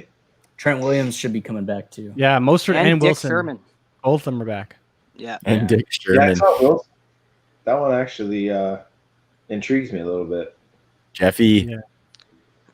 Hold on, I gotta Go see ahead, this Ty. here. I gotta fucking pull Brandon Ayuk out of my fucking lineup. Well, I just wanted to bring up, I know I actually have to do that tonight too. Thanks for the reminder. I'm putting in Visca. Fuck him. I also, No, when what Tyler, the? Don't do it, man. Come on. Yeah, LaVisca in that yeah. game total. Come on, bro. Are you serious? Visca? No. Sharks It's out. Visca or Miko Hardman. Dude, I Miko know Hardman, come on. Yeah. Come on, that's a You know Miko what? play. Do you want Visca's like 3 catches for 20 yards? Or Or do you want his Miko's catch. 1 for I 65 and think a he's gonna touchdown? score. I think he's going to score tutties. Remember when everyone thought he'd do that against Miami? How did he do in that game? Yeah, I think that it was was like fun. 4 for 45 yards, if I remember that correctly. Miami's got a tough defense though. Oh, And I called that. all right, And so- Chenault, You want to go on my Twitter Chenault's and a check big body. Chenault's a big body and everything, but he wasn't a touchdown scorer in college either. Oh, He's you a better Okay, check so his we're gonna totals. go with You better check his He totals. had- because those he rushing had one- touchdowns he will had say one- otherwise. Yeah, well, he had one season. His with a lot of sophomore year, touchdowns, but he yeah, wasn't where he should have won the he just wasn't, Blitnikoff. like, known. Yeah, he just But he wasn't got like hurt. known as. Yeah, and he did. He had Yeah, he had, rushing like, touchdowns too. I think so. he had 900 yards receiving in 9 games, but he got hurt, Yeah. or he probably would have won the Blitnikoff. Fucking Jerry Jeudy took that shit. Another Alabama wide receiver probably wins it this year too. Oh, Is dude. Tyler like Devon? He had another big game today. Smith, yeah, he Tyler- had 174 and 2. Mhm. He's Yeah, crazy. Tyler is Tyler Higbee. Higbee out? Is he out? He is as far as I know, I have him listed as a game time decision, but he's not expected to play. So that's a little Fuck. boost to Gerald Everett. Gotta check my lineups. Yeah, it is a tough matchup. Like 49ers, they've given up Yeah. nothing to tight ends this year, second fewest fantasy points. What do you guys think about the running back then? So Raheem Mostert, the return, still leads the team right now in rushing yards. Do we even care about, the being eased back in complex? We talked about it with Austin Eckler, like Shanahan, 49ers offense. They're going to spread out the touches, but we know Mostert can produce on limited touches already. The game script, the offensive line could be, a little bit of a question, but we have Trent Williams back. Is he a running back 2 right out of the gate, or is he more of a running back 3 in this first game back? Yeah, I think he's safe running back 2 with upside. They gave him enough time, 5-6 weeks coming off the high ankle, where he's going to be as close to 100% as possible. It's not going to be like a Saquon 2019 situation where they gave him 2 games. He won't be limited in this game. Yeah, so what do you guys think rest of the season then? Like, he's a solid RB2 then, I guess, eh? Or do you guys worry about I Jeff love Wilson? him. Do you worry about how Yeah. defined roles, Jerick McKinnon? Yeah. So we I love him love rest the of the most. season, but this is it's just this week, right, against the Rams, because the Rams are still a stout defense. But otherwise, rest of season, you gotta love Mostert. Every time he's in the lineup, he produces. Mhm. So you have to, if you have him, man, he should be locked and loaded in your lineup every week. He's the only guy that's really seemed to like carve out the lion's share so far, right? Like all these guys have had a shot because there's been so many injuries, but he's the only guy. Coleman's at 11. Been when he's given back, that. he's always producing. Like, against the Jets, they thought he might get slowed down. First play, 70 yards, touchdown. Like every time Mostert's in the lineup, he's been getting it done. So I don't know if you have him, you have to. Yeah, he's Blazer. Henry Ruggs, who? Yeah. without targets too, which is kind of cool. Like he does it. No, with he's just target share. A great running back. That's it. Yeah, and Tevin Coleman's one of those guys who actually is the only one who was factoring into the passing game, so you can even maybe assume that he gets at least 2 or 3 targets, maybe 1 or 2 catches. It's just that little cherry on top. So speaking of which, that might be an expression we could use for Deebo Samuel this week with Brendan Ayuk out, like a glass half full kind of perspective. I don't think Jalen shadows him. Like Jalen Ramsey, I don't think shadowed him in their first meeting because of how much he plays in the slot. And Deebo actually had a good game. That was his only touchdown of the season, came in against LA in week 6. So if healthy, do we like Deebo Samuel as like a top 36 guy this week? I don't see how Jalen, if they're smart, doesn't fucking shadow him though, right? Like who I just don't think you can. I don't think I think it's just a matter of like scheme, the way they use Deebo. Yeah. You don't have someone shadow him, It's like he'll be running reverses and all this junk. Yeah. He'll get his touches, just keep him in but front you of can't really have a guy. Yeah, you can't really have a guy shadow him. But we'll see. He should be fine. Top 36. I don't mind it. I don't love a guy coming off injury, especially Deebo, because he's always hurt. But there's worse options out there for sure. Yeah, and that's what we hope is that it's not a low-scoring game. That's kind of the worry with this game. Is this is just a boring-ass fucking game. So what do we think about Jared Goff, who, contributed hard to that being true in the first game, obviously losing to the 49ers? Any confidence in Goff in this game coming off their Monday Night Football win? That matchup. No one wants to say it, man. No one wants to say it. None of us believe in Goff. Like, it was a hard game. It was great to see, but like, no one actually believes in him right now. Yeah, honestly, like, you did good, Goff, but like, throw the fucking ball like more, and throw it to Woods, and throw it to Cup, and like, keep doing that shit. Stop handing it off. Just throw it. Yeah, like it's amazing how they did that. They just came out in that game and were like, we're not running. We're just going to throw short and we're going to throw a lot. We've seen that a few times. So how do we view this backfield then? Like, we love Sean McVay's run schemes. This is kind of like the battle of our 2 favorite run schemes here that are very similar to one another. But they had a young Gurley and an upper echelon offensive line before 2019. And we've seen his game planning tendencies that we were just talking about, where they'll let Goff throw 50 times. So do we think this is a situation that can even yield a league winner at running back, or are these guys like all outside the top 24 at this point? Like, is Darrell Henderson, Cam Akers, who are you guys even targeting? Where do you value them? I see them all. Man, Malcolm Brown needs to get the fuck out of the way when it comes down to the red zone work, and then one of them will become fantasy viable, man. Yeah, like, you're spot on. That's on. the problem right there. Cam Akers is the talented one. I mean, they're all talented, but I think Cam Akers is the most talented. He's shown that I think he can do the most with the situation behind him. And then they fucking trot out Malcolm Brown in there and the 5-yard line and give him goddamn 2 tutties.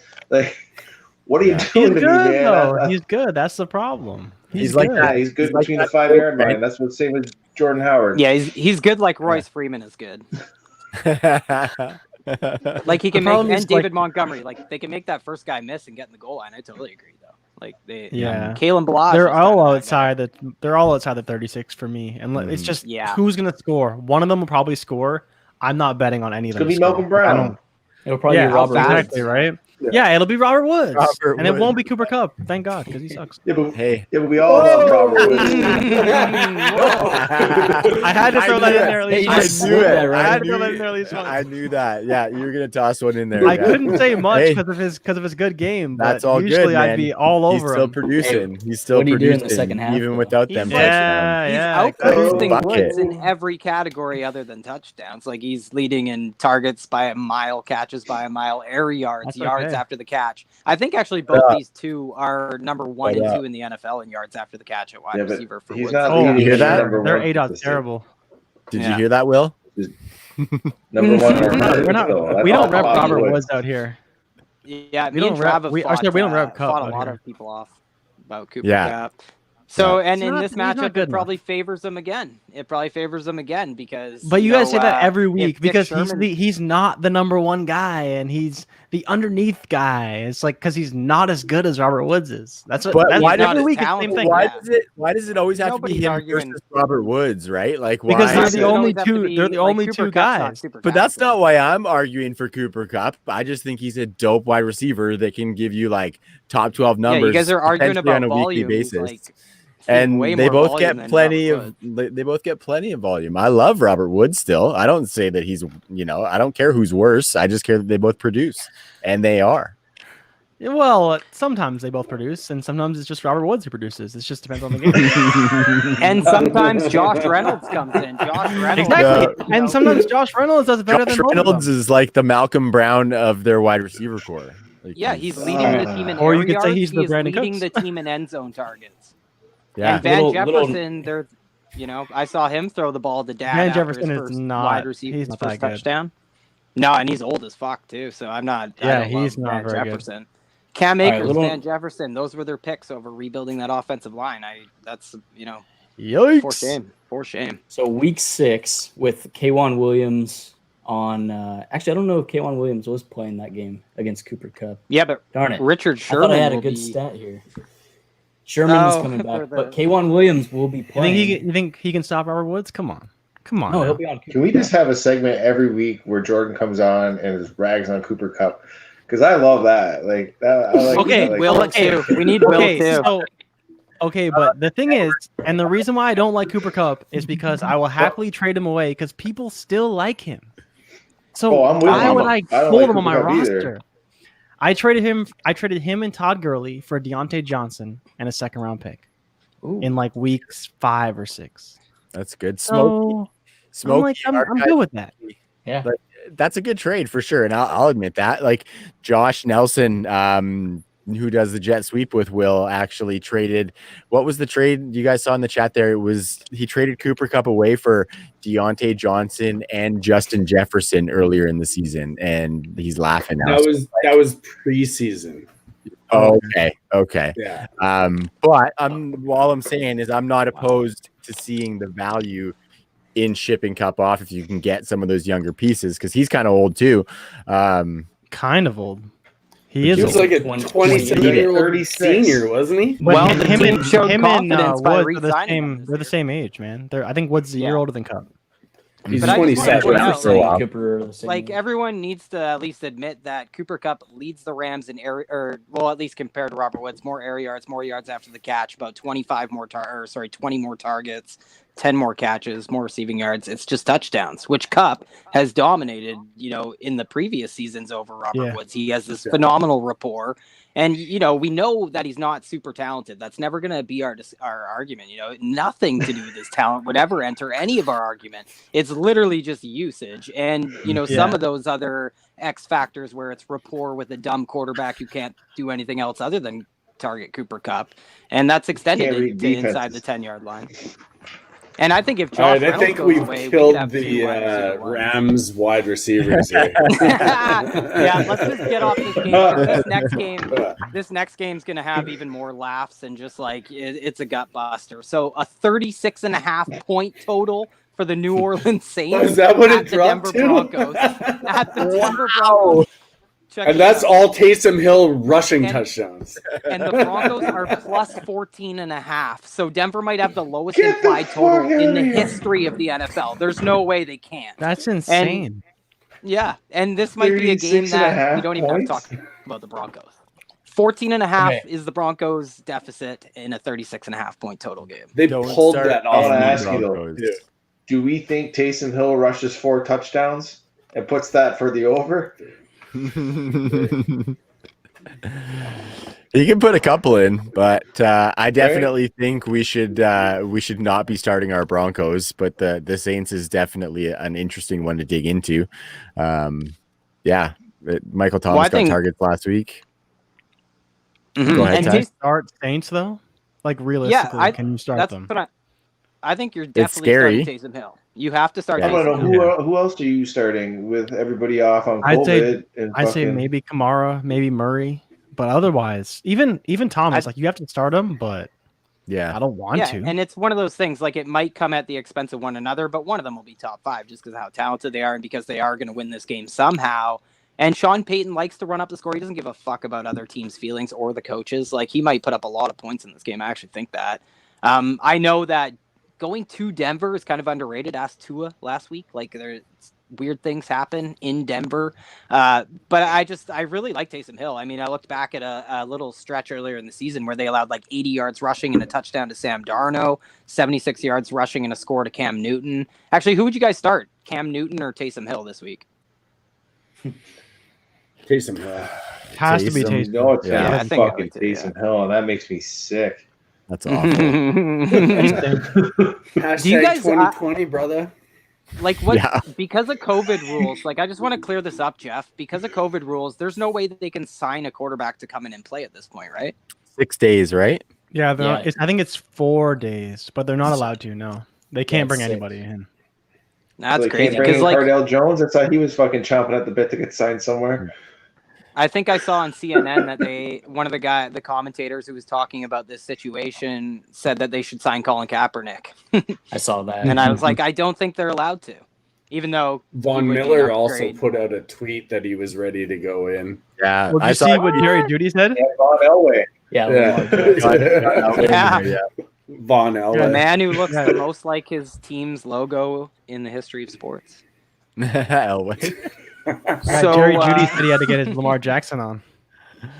Nice. Yeah. Yeah, I saw that. So what do you guys? I saw that, Jerry Judy. Is there any way you're starting any of the running backs? Like Melvin Gordon, is he a running back 3, or like would you start him or a Bills running back? Well, why doesn't start any of them, man? Like, just don't do it. The Saints are one of the best teams against the run. Like, there's no way you start any of them. And that's what's scary. Yeah, that's what's scary. What about Jerry Judy? Because he's questionable, to be honest. Like, he's battling that ankle injury. Is Tim Patrick the wide receiver to own anyways, or are we just avoiding everyone, obviously, in this passing game? I think if there's any wide receiver to play, it would be KJ Hamler.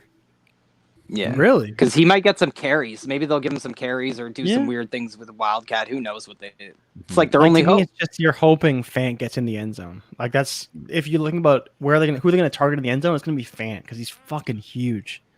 So and even after the catch, like give him some quick hitters too, because he's his ability. But really quickly, he hasn't hit 60 yards receiving since week 1. He hasn't scored since week 2. I don't know what's going on with Noah Fant, but I've thrown him outside of my top 10. Yeah, exactly. It really is just Drew Lock or play calling as well. Like you got to design in your 15 scripted plays 4 or 5 of them quick hitters to Noah Fant. Like he's that good after the catch. Mm-hmm. So, I mean, what else can you really talk about in this game? Adam Troutman and Jared Cook are battling at tight end in New Orleans. Yeah, but it's just ugly here. Like Emmanuel Sanders can't play. Marquez Callaway, sorry, Jimbo, you can't even play him. And, what's...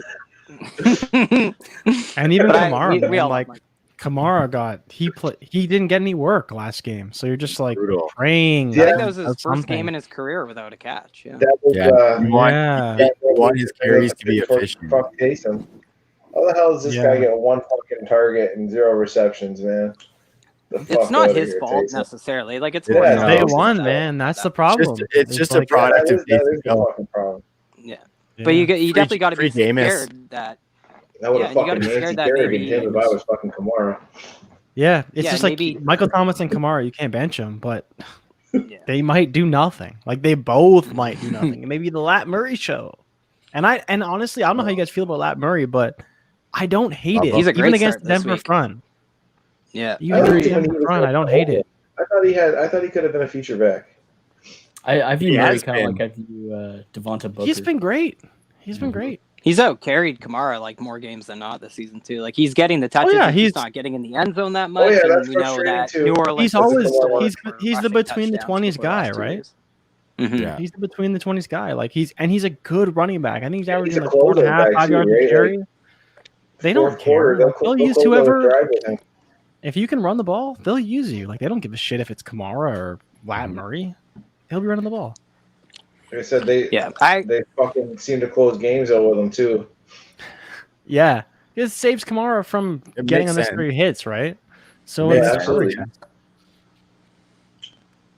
Yeah, you got to run between the tackles sometimes. So let's go to this next game here. There's actually a decent fantasy game here. The Cleveland Browns at the Jacksonville Jaguars. Can't really figure out the Cleveland Browns. I mean, this game, by the way, is a 48.5 point total. Not too shabby after coming from one that's, literally a dozen points less. Jacksonville is getting 7 points in this game, which I thought was, pretty generous. So I don't know what the Browns are. I mean, they got blown out by Baltimore and Pittsburgh. They lost to the Raiders. They had a win against the Colts, who just beat Green Bay. So who knows? But the last 3 games I wanted to point out, they've just been brutal weather games, right? Thank you, Brian, for reminding us each week. But Jacksonville, this is a sunny game, right? So do we like Cleveland? Because this is the rest of the season schedule. Jacksonville this week, Tennessee, Baltimore, the Giants, Jets, and then Pittsburgh.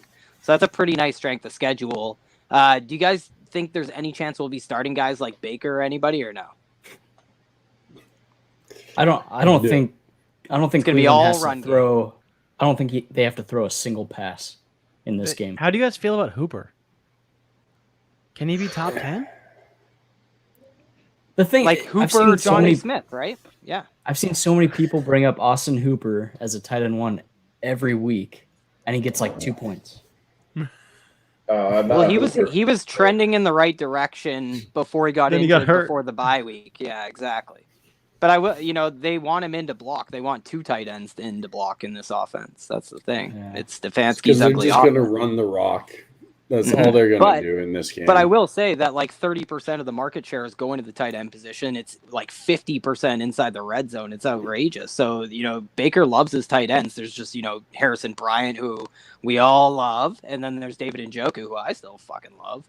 And we have Kadarius Hodge in the slot, too, who's going to see some of those, some of that work, too. So, and Jarvis Landry, it's coming one day, decimated Jaguars defense here, boys. Well, let me ask you. So, none of you guys are starting Visca? This is his first week back. You could ask me if you'd ask me if I even own Visca, and the answer would be the exact same. It's fucking 0. That should be 0 shares.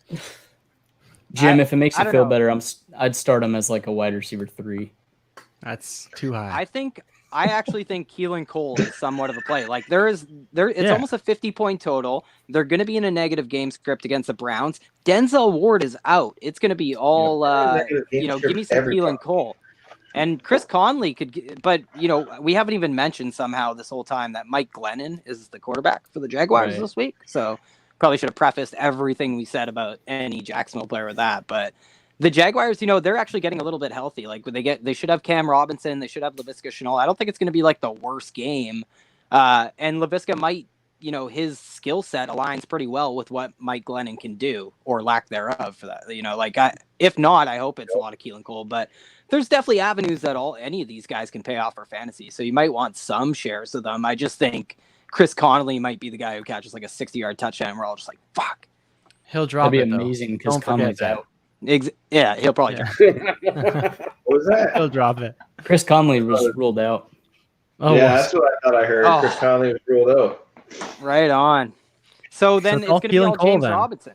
It's going to be all James Robinson. He could continue to just transcend his situation like he has all season. I mean, last week he became the first undrafted rookie in NFL history with 1,000 yards from scrimmage in his first 10 games. So I think we're starting him, and he's the only guy we're confident in that whole Jaguars offense, eh? You can look down here. Will says Robinson is going to go nuts. Best game on the season came when Chark was out. Really? That's a good nugget. Good man, Will. Good man, Will. Never a hair out of place. What do you guys think about Baker against Teddy this week? Teddy. Teddy. By a lot, man. Come on. Yeah, so we really don't like Baker. Like, he really, the win was brutal, guys. No. I think he could have a decent game. Both gloves on, Teddy. So no, I said last week that I'm to the point. Who has more fantasy points, Baker or Gardner Minshew? Because the answer is Gardner Minshew. Oh my God! He hasn't played in like 3 weeks. Baker, isn't it? Well, yeah, that was last week. He finally passed him. I told you, I threw that out like last week. Baker finally passed him. But there's the amount of people that have more fantasy points than Baker Mayfield. Like Taysom Hill might pass him this week. No, then look at that strength of schedule too. Dak still has more points than him. Well, Dak has more points than a lot of He these. still has more points than Baker Mayfield does. That's crazy. And he's played half the games.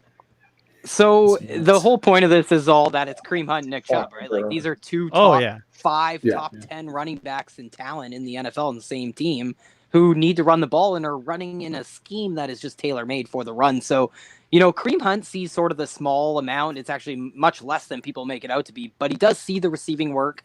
But he's also seeing work at the goal line, right? Like lots of folks want to say this backfield is as simple as Chubb over Hunt unless the Browns are likely to be playing from behind. But should Kareem Hunt actually be ranked ahead of Nick Chubb regardless? What do you think, Jimbo?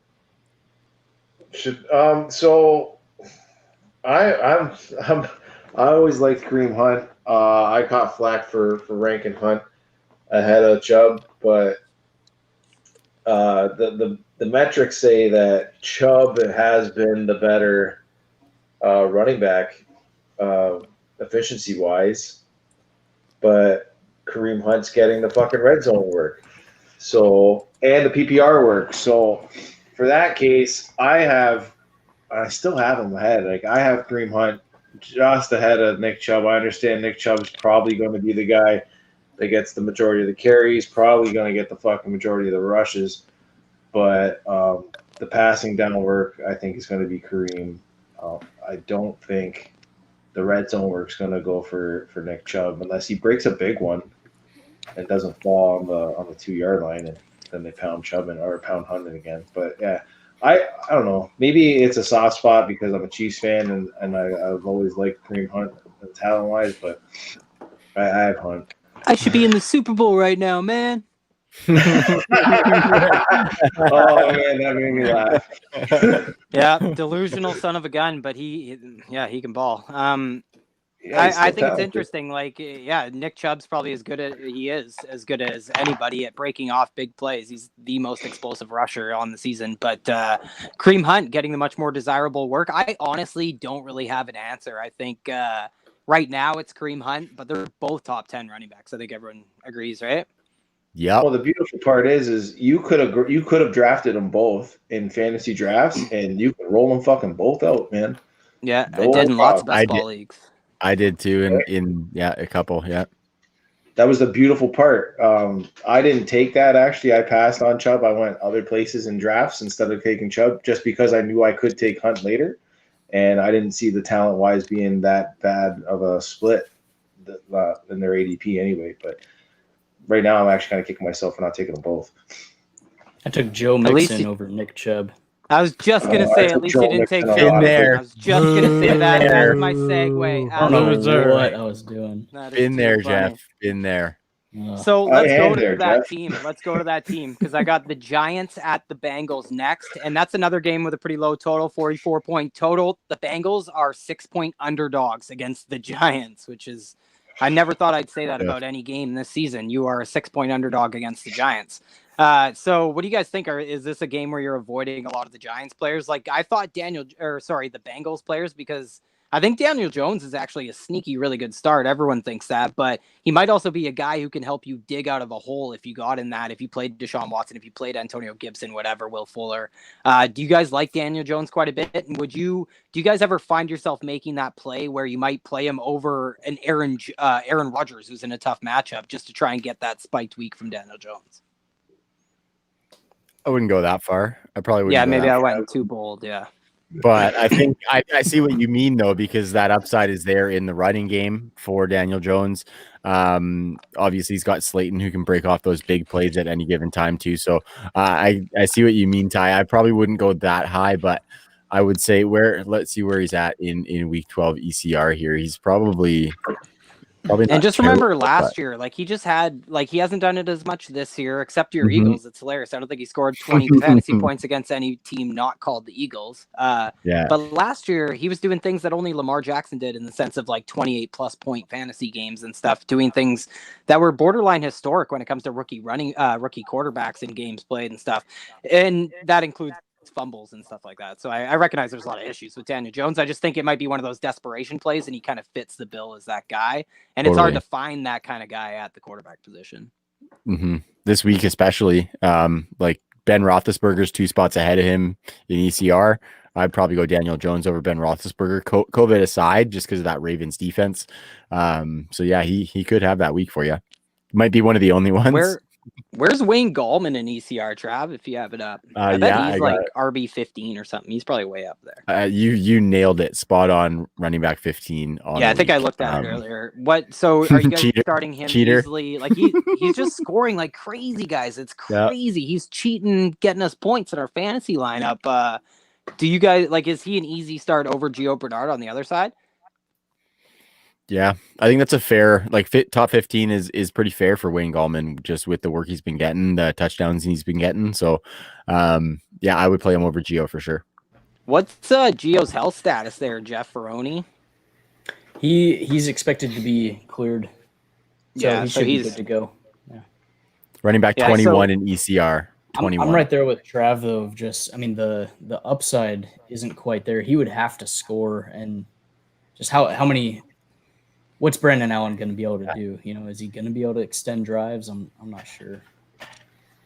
Is he going to be able to lift either of our lover boys into the top 36? What do you guys think about Tyler Boyd and T. Higgins this week? Anybody bold enough to rank all four of these guys? Because I think we could do the same argument just in maybe a little bit higher of a tier with Darius Slayton and Sterling Shepard. Let's just talk about all four of these guys. How do you guys feel about Shepard? Because I heard a crazy stat that when he plays 50% of snaps, he always sees 6 targets. He's a volume. This week. I have to credit my boy the First Take Fantasy for that stat because I Who's that? listened to it today. It's the First Take Fantasy Football Podcast. Just want to make sure we give love where love is due. Yeah, man, those are my boys, Gadiel and Tyler. I love it. Shepard, You're hoping for wide receiver 3 numbers out of him, I think, at most. So, I mean, if you want to put that in your lineup, you definitely could. I think the matchup looks pretty decent. He's the wide receiver 31 in ECR this week. And that's kind of right in line with what you're hoping for. So, Trav, do you want Sterling Shepard or Tyler Boyd? Because those are kind of like Boyd. The comparables, right? These are the guys who are seeing the lower average depth of targets. They're seeing the quick targets. But I think the thing with Darius Slayton, right, is that his skill set aligns perfectly with, we can besmirch Daniel Jones a lot with a lot of what he does, but his best attribute is that deep ball, and it's down the sideline, and that's Darius Slayton's game. And they do have a good rapport. They've had a connection here since preseason when they came in. So are we ready to move Darius Slayton ahead of T. Higgins? And do we think Darius Slayton can be that guy who's top 36 out of the group? At least this week, I'm kind of. I don't think I could. I love Slayton, but I think that when you talk about Higgins, he's been so good that I just can't see myself benching him right now, even for Slayton. He's a big body, can see an end zone target, who can rip a ball over someone's head. I'm just not worried about Higgins right now, even though it's not the best matchup. I don't think I could see myself benching him for someone like Slayton, even though Slayton may have a better matchup just because the Bengals suck. Yeah, and I like hearing that answer because it's almost, and it's almost a philosophy thing. Clearly, Jay Rich, you're going with the talent. You know what I mean? T. Higgins has been that talented. Prove to me he can't do it. Yeah. Yeah, I'm a starter size guy for sure. And I don't think the Bengals can skew run heavy either. It's not like their offense is going to allow them to skew to a run heavy scheme with Brandon Allen. So they're still going to be chucking it. So Jay Rich, you actually got me with that target volume stuff you were talking about earlier with T. I'm a little bit more on board now just for the fact that they're going to still be throwing the ball up, and T's probably still going to get that work and pulling down big plays. I think this is actually where I'm interested to see if he's quarterback proof, right? This is. Mm-hmm. I love T. Higgins, but this is where you're going to know right now if he's good measuring stick. Yeah. Well, I wouldn't go that far with Higgins. I just think it's if you see him get 10 plus targets, that's what you want to see, because I don't know if all of us are going to go and actually watch the Bengals game to see, was that ball catchable? And that's what you know what I mean? Was it Higgins' fault or was it Allen's fault? I just think if we see him get the volume, then that he'll probably get it every single week. He's quote unquote matchup proof as far as volume goes. Maybe not for Brandon Allen overthrows him 10 times, then he's gonna suck. But if the ball is getting there and But I think there's like a different element to it. Is are we gonna actually analyze for the matchup and say, does he get the volume, yes or no? But then it's quality of the actual throws being going his way, right? Which is a different argument, which you have to actually watch the film and really dive deep for it. And I think he will get the volume in this matchup. Like they're 6-point underdogs. He's going to get the volume in this matchup for sure. And I think Gio's health is going to play a big part in like what's happening at running back is going to play a big part with the quarterback play in T. Higgins. Obviously, the black hole at tight end, like we talk about the schemes, it's just crazy. It's going to be crazy to see what happens with Zach Taylor going forward. Are you coming for second round pick Drew Sample right now? Are you just? Well, I'm just saying he has. I'm saying coaching wise, he's just not being involved. Like Hunter Bryant's backup. Yeah, Will Disley 2.0. Billy. If I were to rank those 4 wide receivers, I would say if I have all 4 on my team, I would start Tyler Boyd, then Sterling Shepard, and I would think twice about starting T. Higgins. As much as I love him, I'm one of the few who have said T. Higgins is equal, if not better, than CeeDee Lamb, Dynasty wide receiver 1. Get the fuck out of here. I've gotten some hate. I don't care. That's hot. It's hot. That's hot. That's spicy. Quick sidebar. Jeff doesn't get a vote because he'll vote against CD. Who had the best touchdown of the week? Was it Kareem Hunt? Was it Adam Thielen? Or was it CeeDee Lamb? I still think it was CD. I think it was Adam Thielen easily. I think it was easily. I think it was CD. That wasn't great, but it wasn't as hard as Rich. What? I thought it was Thielen, CD, or Hunt. What were the options? Yeah, I'm taking Thielen. 100% taking Thielen. I misheard. Yeah, it was one-handed. We've seen one-handed. I want to see that like that. And he did it with ease. CD's catch was great, but I don't think it was like impossible either. Where Thielen's catch was just like, boom, give me that. Yeah, Thielen's was ridiculous. From the view of the quarterback, that catch didn't look as impressive as if when they flipped the angle and they showed it from the back end corner. It was a great throw by Cousins. Like it was a great throw. Absolutely. Where Dalton's throw was fucking trash. But I mean, I get that with the chemistry and not being on the same page. Like, and CD made a great catch. The least effective play in all of football. Exactly. So CD's fucking out here contorting his body to catch touchdowns. That's what he had to do to make that catch. That's how effective fades are. Like, has to be thrown like absolutely perfectly. Which it never is, especially if it's Dalton. Speaking of quarterback play, let's go. Still coming for Cincinnati quarterbacks. Pew F.U. Ellis. So Miami Dolphins at the New York Jets. Sorry, Ellis. At least you're not a Jets fan. So Miami Dolphins at the New York Jets, 45.5-point total. Yawn. Jets are getting 7 points. And Jeff, so no Tua. He's got a bad thumb, or what is it? What finger? What appendage is it? Thumb, left hand, throwing hand. He jammed it into a teammate's helmet. Wow. Stupid lefties. Yeah, gotta be careful where you're jamming that thumb. So other jamming. I don't even know where to go with this game. Like, what are you going to do with Fitzpatrick against the Jets? Because this is a revenge game. You know, we could say that with a lot of games for Fitzpatrick, but this is like where he actually had some success. And maybe he went to the playoffs. Did he go to the playoffs with the Jets?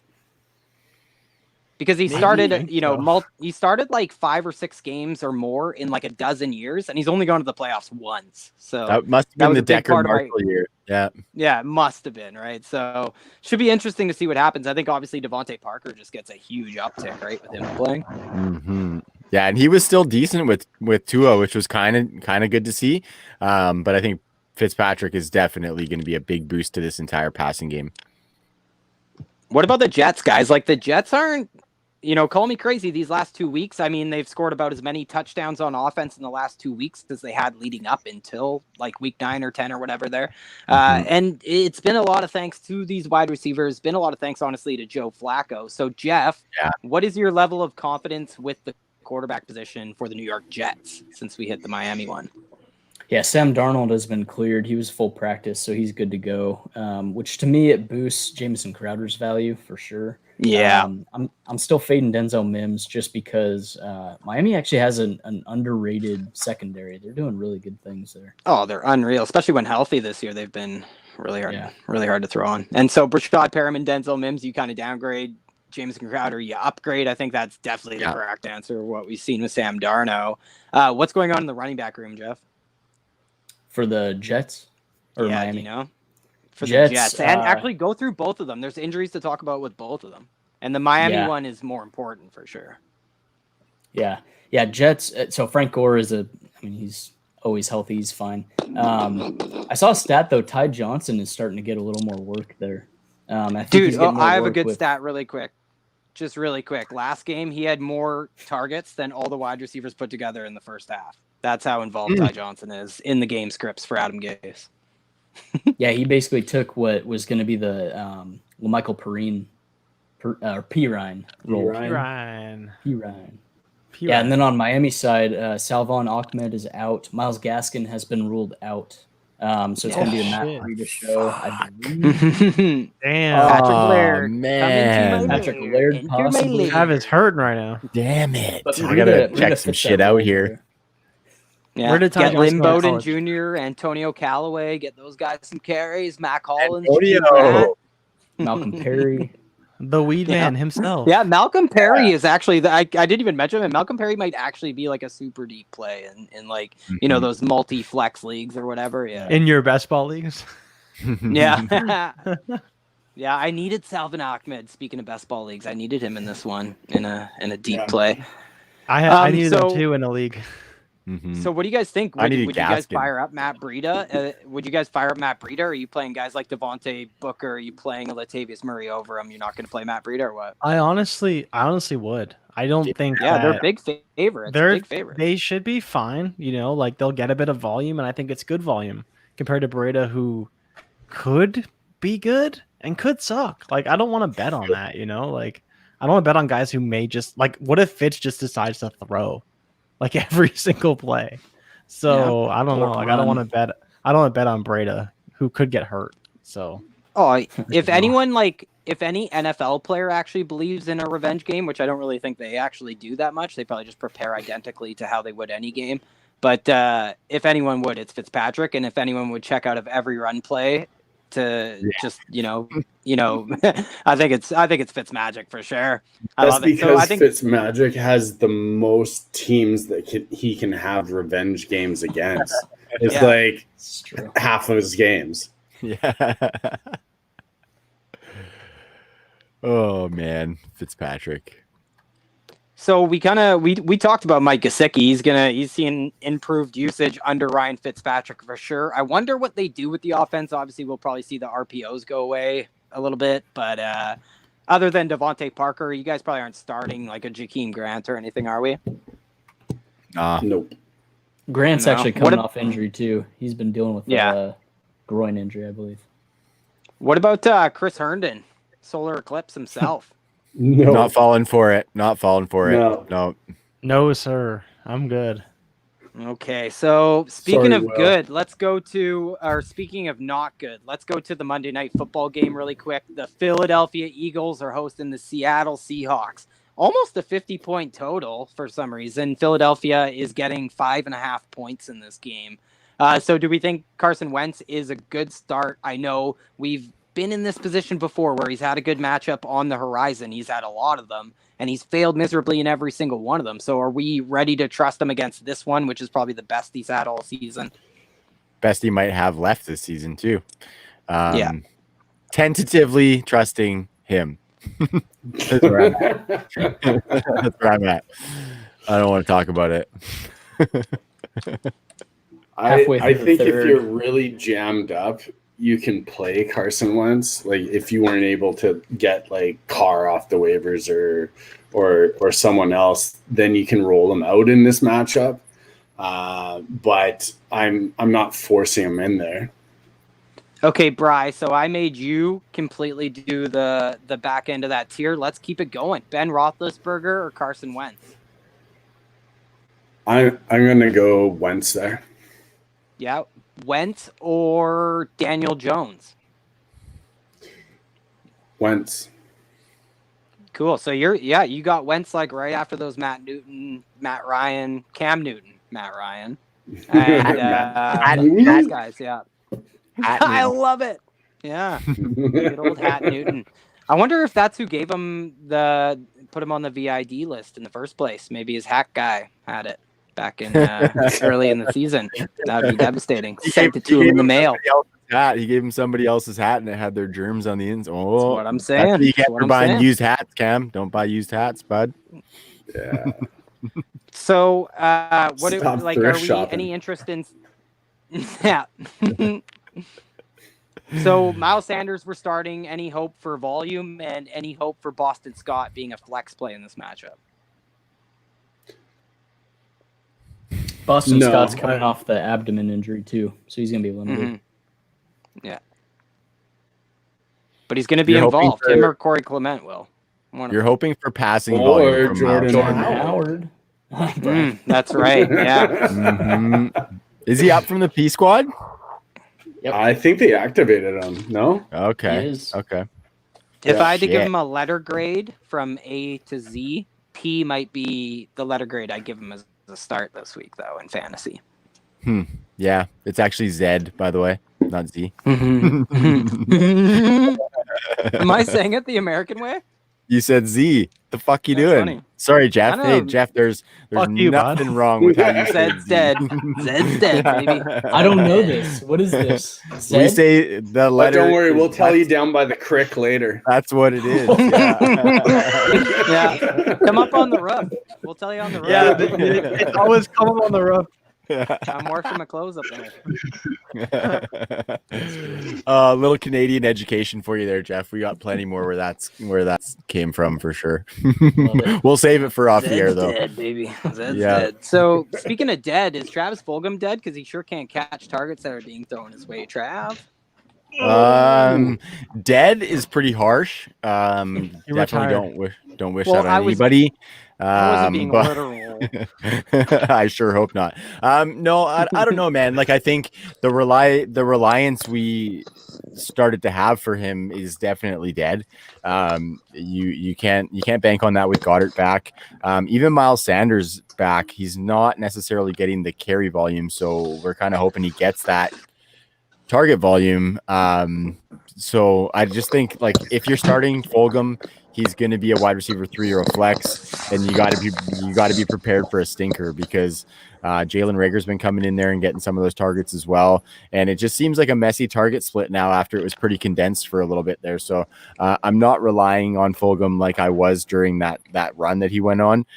But you might be in a situation where you don't have a higher upside option as your wide receiver 3, because I think Fulgham can give you those big games.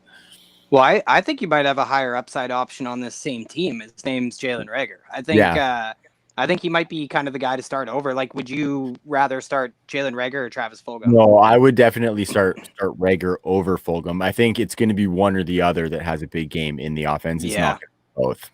And like quarterback, like this is one of the best matchups for wide receivers. Seattle's giving up just a ton. Yeah, I don't have time to go through it, but weak air yards, receiving yards, they give up the most of everything to the wide receivers. In Seattle is just getting absolutely torched on that by wide receivers. If I had if I got 3 wishes from a genie or whatever, and I would use them all on Greg Ward. Please just let Greg Ward go away. I would use all 3 of my wishes to make Greg Ward go away. You should use one. You should use one for Miles Sanders' volume. You should use 2 on Ward and 1 to get Miles Sanders the volume. They haven't come true yet. Please, I've already tried that one. I need him in a lineup, dude. I have him in like 9 lineups, Jordan. I have one stacked squad that has fucking Miles Sanders and Zeke Elliott. They both fucking suck. Yeah, it's painful. It's painful. Yeah. The Zeke one was funny because it's like he just blew up against Minnesota guys. Like everyone's like he's back, but the Vikings are just JK. He's not. He fucking 2 points in my lineup. Oh shit. Yeah. Is he coming back next year though? Hopefully not. I don't think they have don't have a choice. It'd be Todd Gurley style if they cut him. Mm-hmm. Yeah. Well, he'll be back, but is he going to be like good? Is what I was asking. He needs Dak like fucking badly. Like, because clearly he wasn't running for 100 yards. Like that was his only game of the season against the Vikings that he had 100 yards rushing. but he was getting the volume. That was the difference. Like he was still compensating with that passing volume. And I think that will come back just because of the system, the way it's set up, the way Dak operates too. Like he rushes for touchdowns, but he doesn't run for more than like 300 yards or anything. Mm-hmm. Yeah. How about them Seahawks? How about them? Chris Like they're in a they're in a nice spot. And we have, I like him, man. I think. What do you guys think about the pass? When Carson's in the lineup, man, he's pretty fucking good. And then good. you guys, I don't know if you guys saw that Rashard Penny's coming back next week, which is interesting. He's been running. Doesn't he have to be He's practicing next week, activated? Doesn't he have to be activated by like? No, I know he's practicing next week. Apparently, you don't have to activate a guy from IR to. Oh, sorry. No. Pup and IR are different. So Pup, he's kind of in a limbo where it doesn't qualify under the IR rules. Where IR, if you activate or if you designate to return, you have 21 days to activate him. Pup, he's been able to rehab and he can practice whenever he wants. It's kind of interesting. It's almost like a loophole. Yeah, and he has been running and cutting, right? Rashad Penny. Yeah. I believe so. Yeah, I think but he's planning on returning to practice next week, which is interesting because they look like they could really use them. You know, like if they have a 2-back system with Penny and Carson both healthy, they could be really. It would hurt Carson with those wide receivers. It does hurt. I don't think. Do you think it would? I honestly don't. My point would be that they. I think it would hurt the receivers. It's kind of like we talked about with Buffalo, in my opinion, that Seattle has made a concerted effort this year to game plan towards throwing the ball a ton in certain games. And I think one thing that Chris Carson has, had to his advantage this year is pass catching. I mean, he has as many receiving touchdowns this year as he has in his entire career combined. So he's had some of that work. And I think where Rashad Penny would really eat, in my opinion, I hope, is in the screen game, things like that, out of the flat, where he can make guys miss and be that elusive big baddie that we saw in college. And I think he would also help in the return game, keep Tyler Lockett out of the return game. So I'd like that as well. But I honestly think what would happen is we have all these guys I love, Travis Homer, DJ Dallas, like all these guys are talented. Carlos Hyde is involved and it'll just be all Chris Carson because he's a warrior and he gets those touches. But that's like, I just see them being a two-headed monster. Like I know we talk about the Cleveland backfield. I see them honestly identical. Yeah. And that's where, as much as I don't want Penny to take away from Carson, I do think that Penny gives them something they just don't have, like a talent that they don't have in that backfield. And Carson's very talented. He can get it done through the air, can get it done. Like even Nick Chubb, like as much as we want to say that he can't catch passes, if you want to throw him on a screen, if you want to throw him on a small little, something here or there, he can get it done. Like he's fine. And you throw in Penny as that Kareem Hunt role, I think that he can provide something in that offense that they just don't have right now. As much as we want Dallas to be a thing, as much as we want Homer to be a thing, and even Hyde, like I do think, if Penny's back and he's good, cut Hyde, like get him the fuck out of there and get Penny out there. Like he could be really, really good for that offense and provide them that balance they've been looking for with Carson, who's been good, but not quite good enough. That two-headed monster allows them both to stay fresh. And I think they could average, 5-6 yards a carry, catch pass at the backfield, and both be good for fantasy even as well. They'll probably keep I might have for playoffs. Yeah, but I think you're right. Like, and Carson's going to pound him in the fourth quarter. He's going to exactly. If they run 2-back sets. It's you think smart. about Derrick Henry back with DeMarco Murray. Like you just have a guy who's fresh who can just fucking pound it all day long. And you kind of sold me too, J. Rich, because Chris Carson, at this point of the season, when you have playoffs ahead of you, you're not going to run this guy out for 85% of the snaps. You're just not going to do that because, only 1 or 2 or 3 running backs a season do that anyway. So I totally agree that there's definitely room for one other running back to eat in this offense. That scares the shit out of me for Russell Wilson for what we saw last year to the last 5 weeks for Russell Wilson last season and what we could see. And what do you guys think for Tyler Lockett and DK? Is it still DK over Tyler Lockett easily, or what do we think there? I'm not playing the matchup game anymore, that's for sure. No, I think you've got to start them. You got to start them both. But I think, to my point, is that you just may see them go back to that run game. They want to throw it when they have to, but if you can just run it with Carson and Penny, just back and forth, all game long, why are you passing the ball? Running the ball is just more effective. like he wants to cook, but Seattle doesn't want to cook. They want to just run. So and chew clock time off. Exactly. Well, that's it too, right? Yeah. Like, and ultimately, they need to save that fucking defense because they're so bad. So you think about just keeping that defense fresh and holding the ball for a little bit longer. Like, I do think that it's going to hurt the pass catchers a little bit, but hopefully not too much for fantasy because I know that most people are relying on both of them, if not one of them on one of their lineups more than likely. So we'll see. But I mean, I got Penny on the pup and on one roster, so I need him to come back. That'd be nice.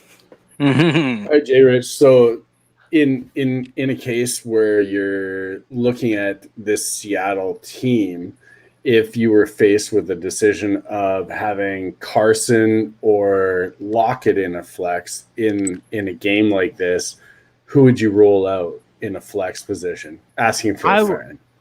I would roll out Carson, unless the matchup for Lockett is really good.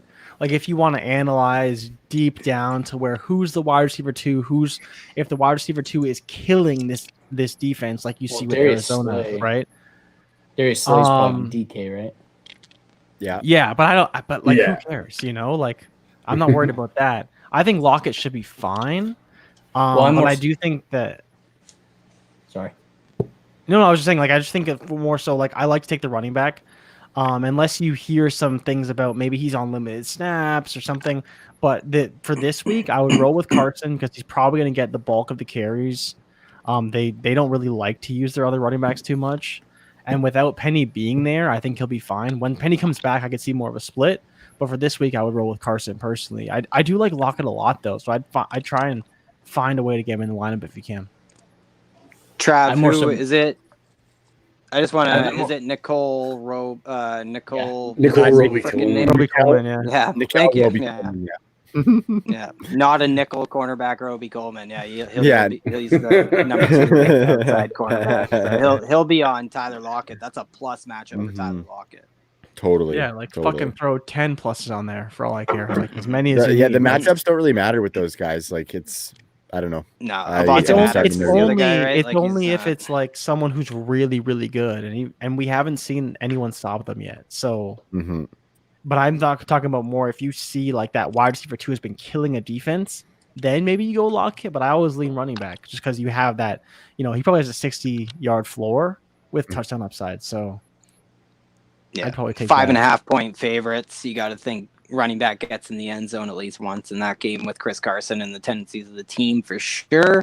What do you guys think about? If you're in a tight end premium, who do you want over? Like, do you want Will Disley or is it Jacob Hollister as the tight end own with Greg Olsen out? I actually just picked up Jacob Hollister. I had the choice between 2. I like Hollister. Yeah, he's a good receiver. That athleticism. Yeah, exactly right. I wish it was Will. Out. Yeah, it's crazy. Disley hasn't like carved a role in that offense because he's been so good, but this year he just hasn't got it done for whatever reason. It's weird. It doesn't really make sense, but it's probably Hollister. He's seen more snaps. He's just probably going to be the guy, unfortunately, for better or worse. Yeah, and I think like Will Disley was getting like short screens to like let him do the after the catch thing, and those are just going to DK now. Yeah. Hey Jeff, is Zach Ertz is not coming back this week, right? Yeah, not yet. Peterson said hopefully next week. Hopefully never. Hopefully not. So what do you guys think? What do you guys think if you want to like rank the priority, Jeff? What do you think in that offense for the passing game? Like Travis Fulgham, Jalen Reagor, Dallas Goedert. Like Dallas Goedert, is he first in that offense? Like how do you rank that priority when Zach Ertz comes back? Oh, when Ertz comes, man. Right now. Right now, Sanders in there if you want. Yeah. Right now, if they ever throw him the ball accurately, I would say Reagor, Goddard, Fulgham, and then Miles Sanders. But then when Ertz comes back, I think it'll be Reagor still, Goddard, Ertz, and then Miles Sanders. And Fulgham, I'm expecting him to take a step back. Yeah. Oh, man, he's got nothing left. See, I see it a little bit different. I think Ertz probably comes back in if we're looking at just target volume. He's probably going to come back in and get a bunch of targets. So I would probably put it Ertz, Goddard, Reagor / Fulgham because it'll be one or the other, and then Miles Sanders. It seems like they're scheming for Rieger, though. So annoying. He's been getting the targets for sure the last few games since he's been back, but I don't know. Like, what's his highest target volume? Like 5, maybe 6? He had 7 or 8 in his first game back. What did he? Yeah, I think He had 6. Rieger's His first game back, target. he got 6. I don't know about recently, Right. but I know in his first game back, he had 6. But Fulgham Right. had 7. But that was like, I think 3 or 4 weeks ago. Mm-hmm. Yeah. Gosh, It I want sucks. Ertz to just go away. Dude, hey, needs to I've been a big supporter, and I am ready It's- for it too, Jeff.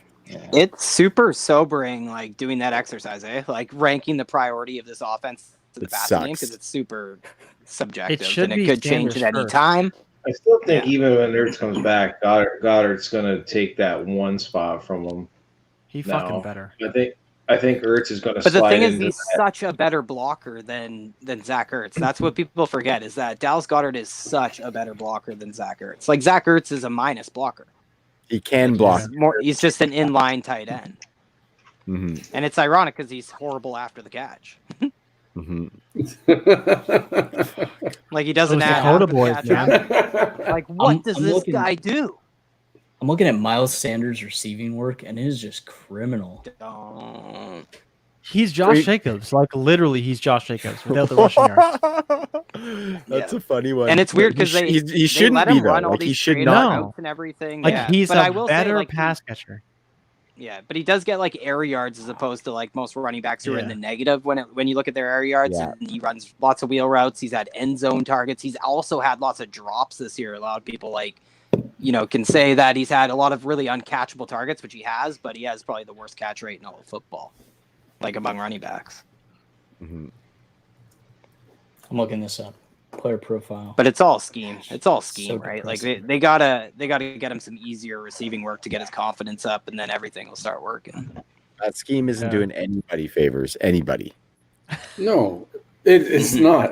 And you have that bad of an offensive line, and the Rams can roll out Goff, but they can't get Wentz on the move to like mask their horrible offensive line. Yeah, Mhm. they need you. Yeah, They need- that offensive line. That's where How would you guys feel? How would you guys feel about Jalen Hurts coming in? No, it's No, not you going to don't be want any better. He's not ready. But why don't you want to see him play? Like, here's my argument for Jalen Hurts. Wentz turns the ball over so much. So, Yep. like, why not? Jalen Hurts is not Mhm. going to turn the ball over. He plays You know why? safe. Like, that's what he's Because done. Doug this whole Peterson round doesn't two know what he's capital. doing. Doug Peterson Okay, so- can't Well, even there's that learn how to too. run an offense without an here's elite my- offensive line. You think he can tailor an offense towards a very unique special talent like Jalen Hurts? I agree Just- with you You don't need to 100%. tailor it. This Just guy, throw him in there. Who cares? yeah, He's but not I'm gonna- saying that if he'll throw you the need ball to away, he'll implement throw it in the RPOs dirt. and He's gonna get fucking everything, killed. and Doug Peterson's too lazy to like dial up some RPOs. he can run. Like, I don't see the downside here. Like, Wentz is literally running back 15 yards and taking a sack or throwing a pick. I think they're going to get Jalen fucking Hurts hurt. won't do that. Like, he'll That run back Yeah. 5 yards and throw No, it. he'll run right up to the line and get sacked. I wonder if it's Yeah. different if they're not still in the hunt. That offensive line is going to kill Jalen Hurts. I don't want to see that. Why Like, not? I don't man? want You to got see guys in that. the second round. Bruce You got the Fury's capital. good. I You want got to a see him signing next bonus? year, maybe. Man, Yeah, it's a good point, that Trav, though, that they're in the hunt somehow. So, Yeah. I So don't- like, They're in the never NFC gonna East, hurt man. Wentz That's it. baked in his Well, fucking that's just goddamn it. contract. like if they're 3 But games next- behind in the division, they might do that. But I don't think he's ready to play real quarterback, Like I think like Ty said, I think if you want it to be effective, you have to tailor the offense around it. You just have Okay, to. but here's the argument, though, is that they're in the hunt. So why aren't they trying to win games? But like Yeah. if he's not going to be able to play actual quarterback, how is that actually trying to win games? I But understand. the scripted the plays, turnovers the and scripted shit for plays are Wentz. So bad, Like, that's dude. why Like- they're losing games, because they keep turning the ball over. Fucking do anything different.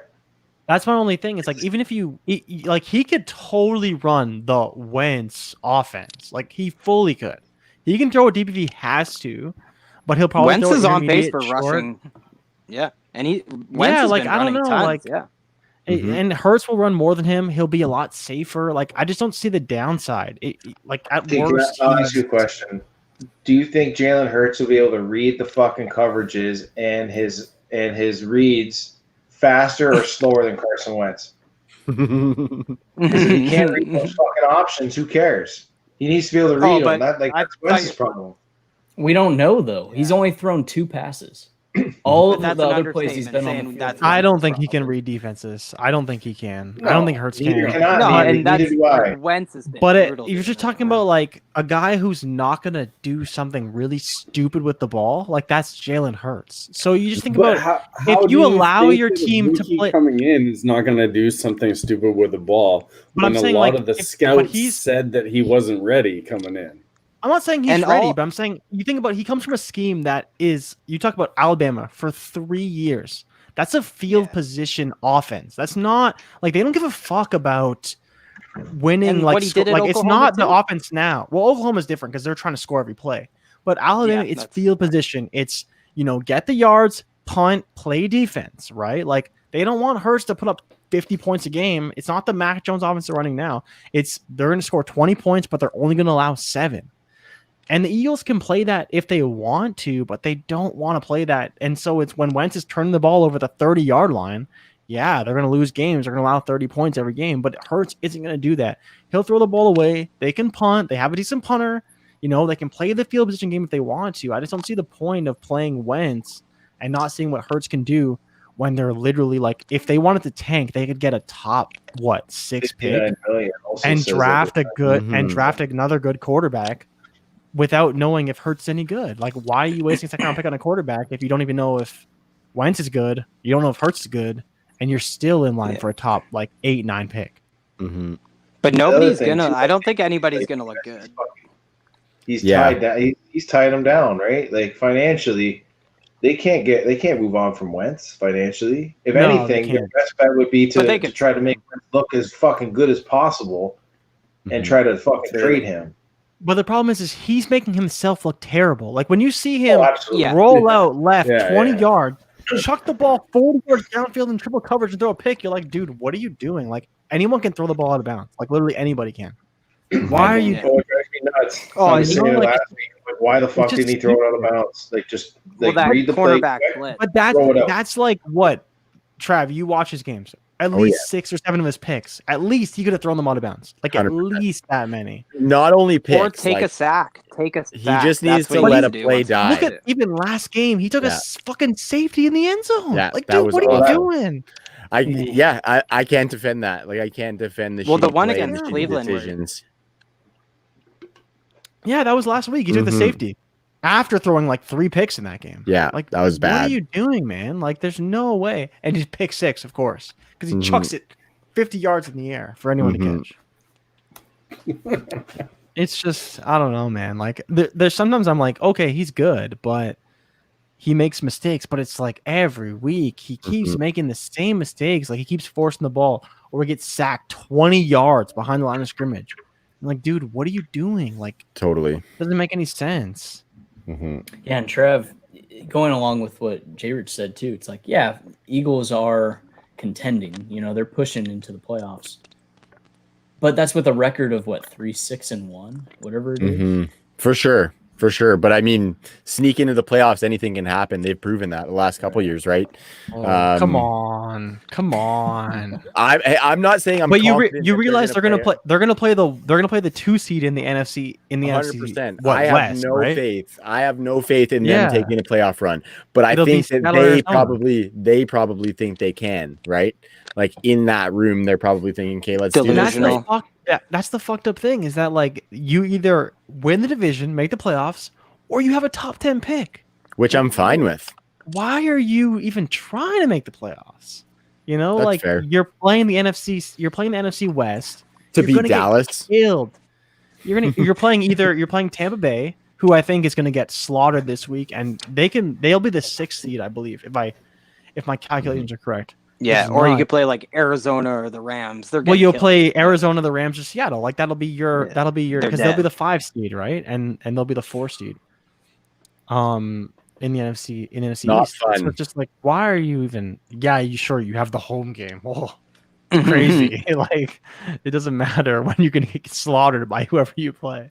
Well, I think Especially this is like when there's such no home field advantage anymore. yeah. Well, we'll And speaking see. of that, this by week- January, Really? I bet maybe they'll try and fit 20,000 fans in there for the playoffs. And not Yeah. traveling, not going through time zones. That's always somewhat of an advantage. But I just want to say that Seattle is such a fucking easy matchup this week for Carson Wentz, and such a bad defense that it's going to be a huge test for Carson Wentz, a huge test for Jim Schwartz, who should be gone, and it's just a huge test all around, I think, for this offense, for the offensive line, for Carson, for everyone. Mm-hmm. The game script, like the first 15 plays coming out of the gate. Been garbage thus far. Let's move into that last one, Ty.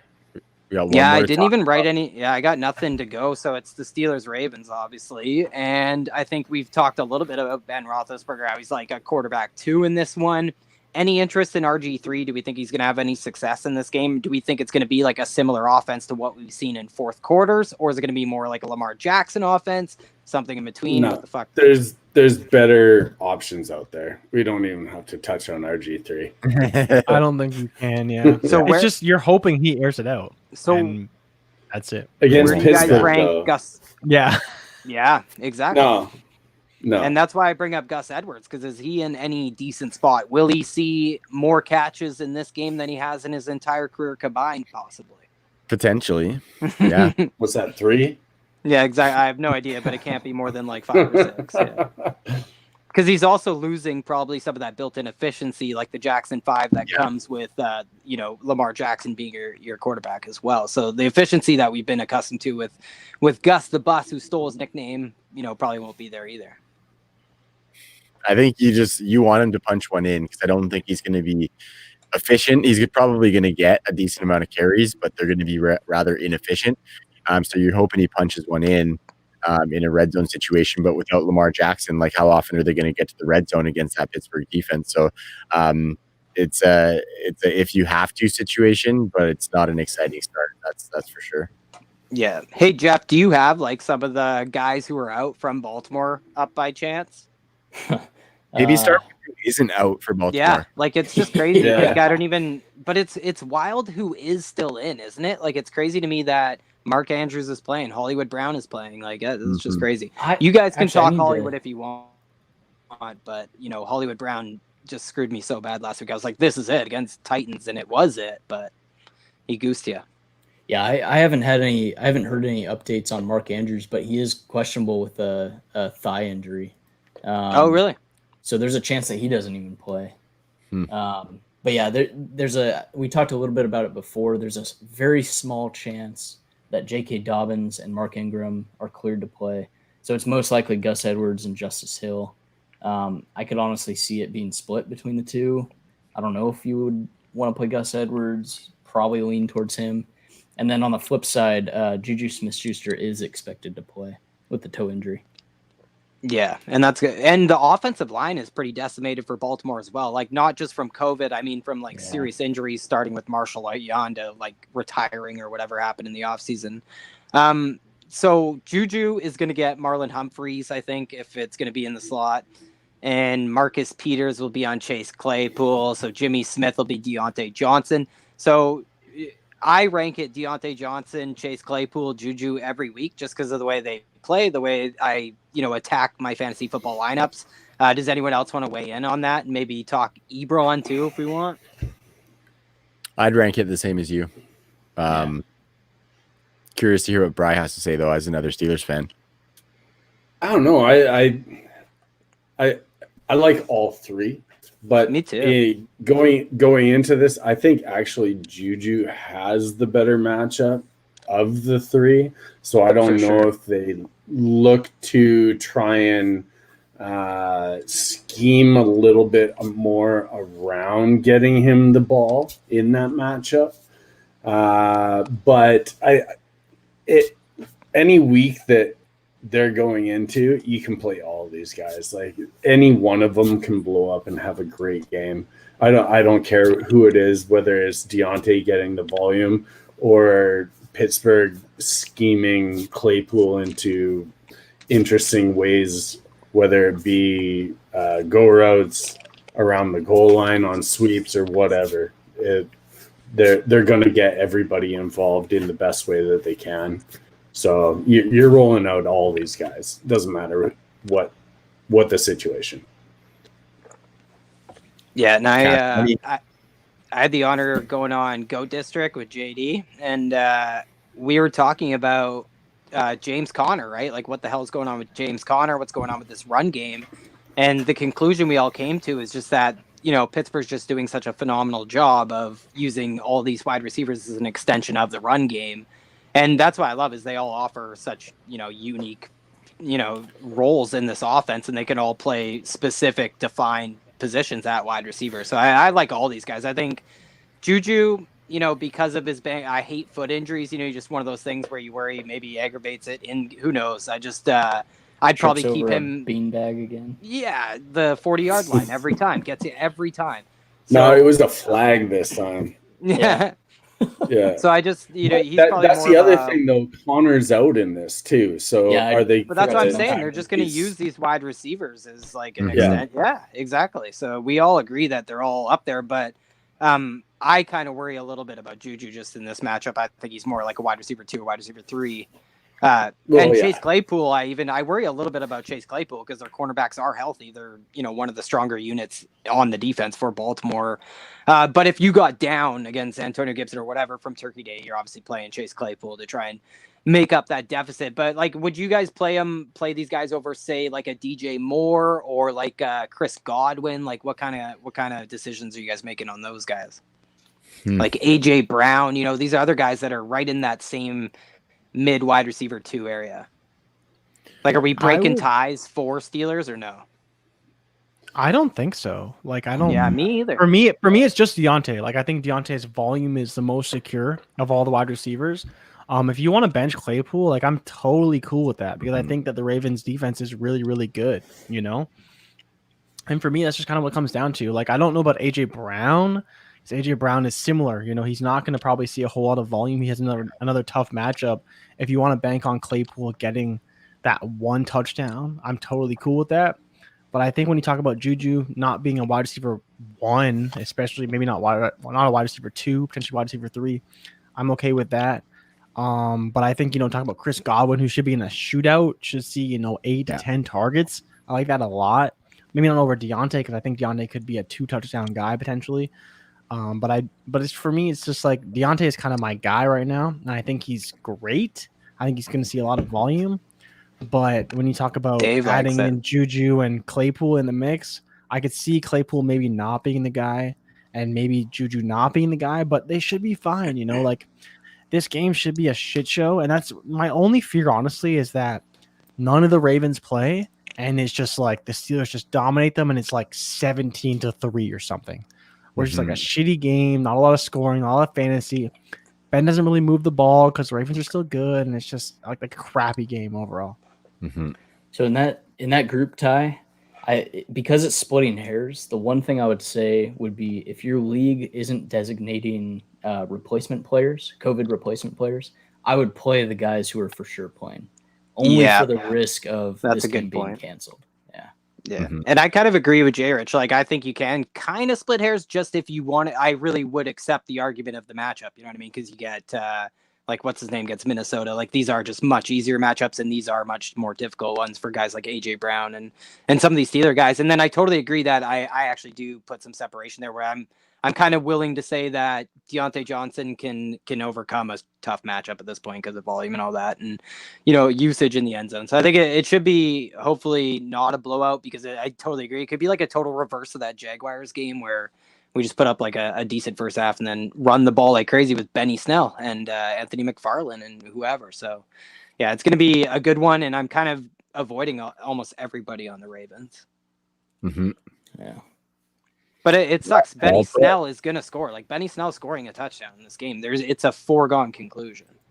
What about Anthony McFarland? Do you think he could get a little bit of work? I think he's as likely as any player in any offense that is a decent running offense to break off a big play. I'll put it that way. But he's not going to see a snap inside the 20-yard line. He's not going to see any pass catching because they're not going to need him because they're using the wide receivers in that, kind of. And I think Eric Ebron might be somebody to target as well, just when it comes to an end zone touchdown. We know Ben, maybe I was a little too overconfident saying Benny Snell is scoring no matter what. Take that to the bank because, it's possible they just throw a couple times, keep the Claypool streak going, or throw it to Ebron in there. It's definitely possible. We know Big Ben and the Steelers, they don't mind running up the score a bit too. So beauty. Is that it? So that's pretty much all we got. So. Yeah. I feel like we should find more games. Yeah. We got her under 3.5, boys. Oh shit. That was a good time. That was really fun. So we thank any viewers who stuck around with us in the spot. Dave, I think you're still here, buddy, and we love you. Big thanks to our guests tonight, Jeff and Jordan. Jeff, we'll start with you. Tell the people where they can find you and what you've been working on these days. Yeah, you can find me at JM Thrive PT. I work on injury threads, typically Wednesday, Thursday, and then Friday. And then injury analyst over at Destination Debbie with Jay Rich. Good stuff. Thank you so much for coming back on, Jeff. We really appreciate it. But we appreciate that you bring that piece that none of us have, because for damn sure none of us are doctors. That's for sure. So we appreciate you bring. Sorry, Mom. Yeah, sorry, Mom. I'm not a gynecologist, but I'll take a look. I thought you weren't drinking tequila tonight, Brian. I thought you weren't drinking tequila. So thanks again, Jeff. We really appreciate it. Looking forward to next time. And then Jordan, tell the people where to find you and what you've been working on. You work on a lot though, so maybe just keep it on the time there. Okay, I know you're everywhere. We are very worried about our time. I'll tell you, just follow Jeff, man. Like, don't worry about me. I'm like the wind. I come and go as I please. It's you'll see me a little bit all over the place. So don't worry about me. You can follow me at your boy J Rich, but follow Jeff, man. He gives you the real information. I'll tell you that Antonio Gibson's good after he has a good game. That doesn't mean anything to anybody, But when you want to know who's hurt, go to Jeff because he'll tell you, man.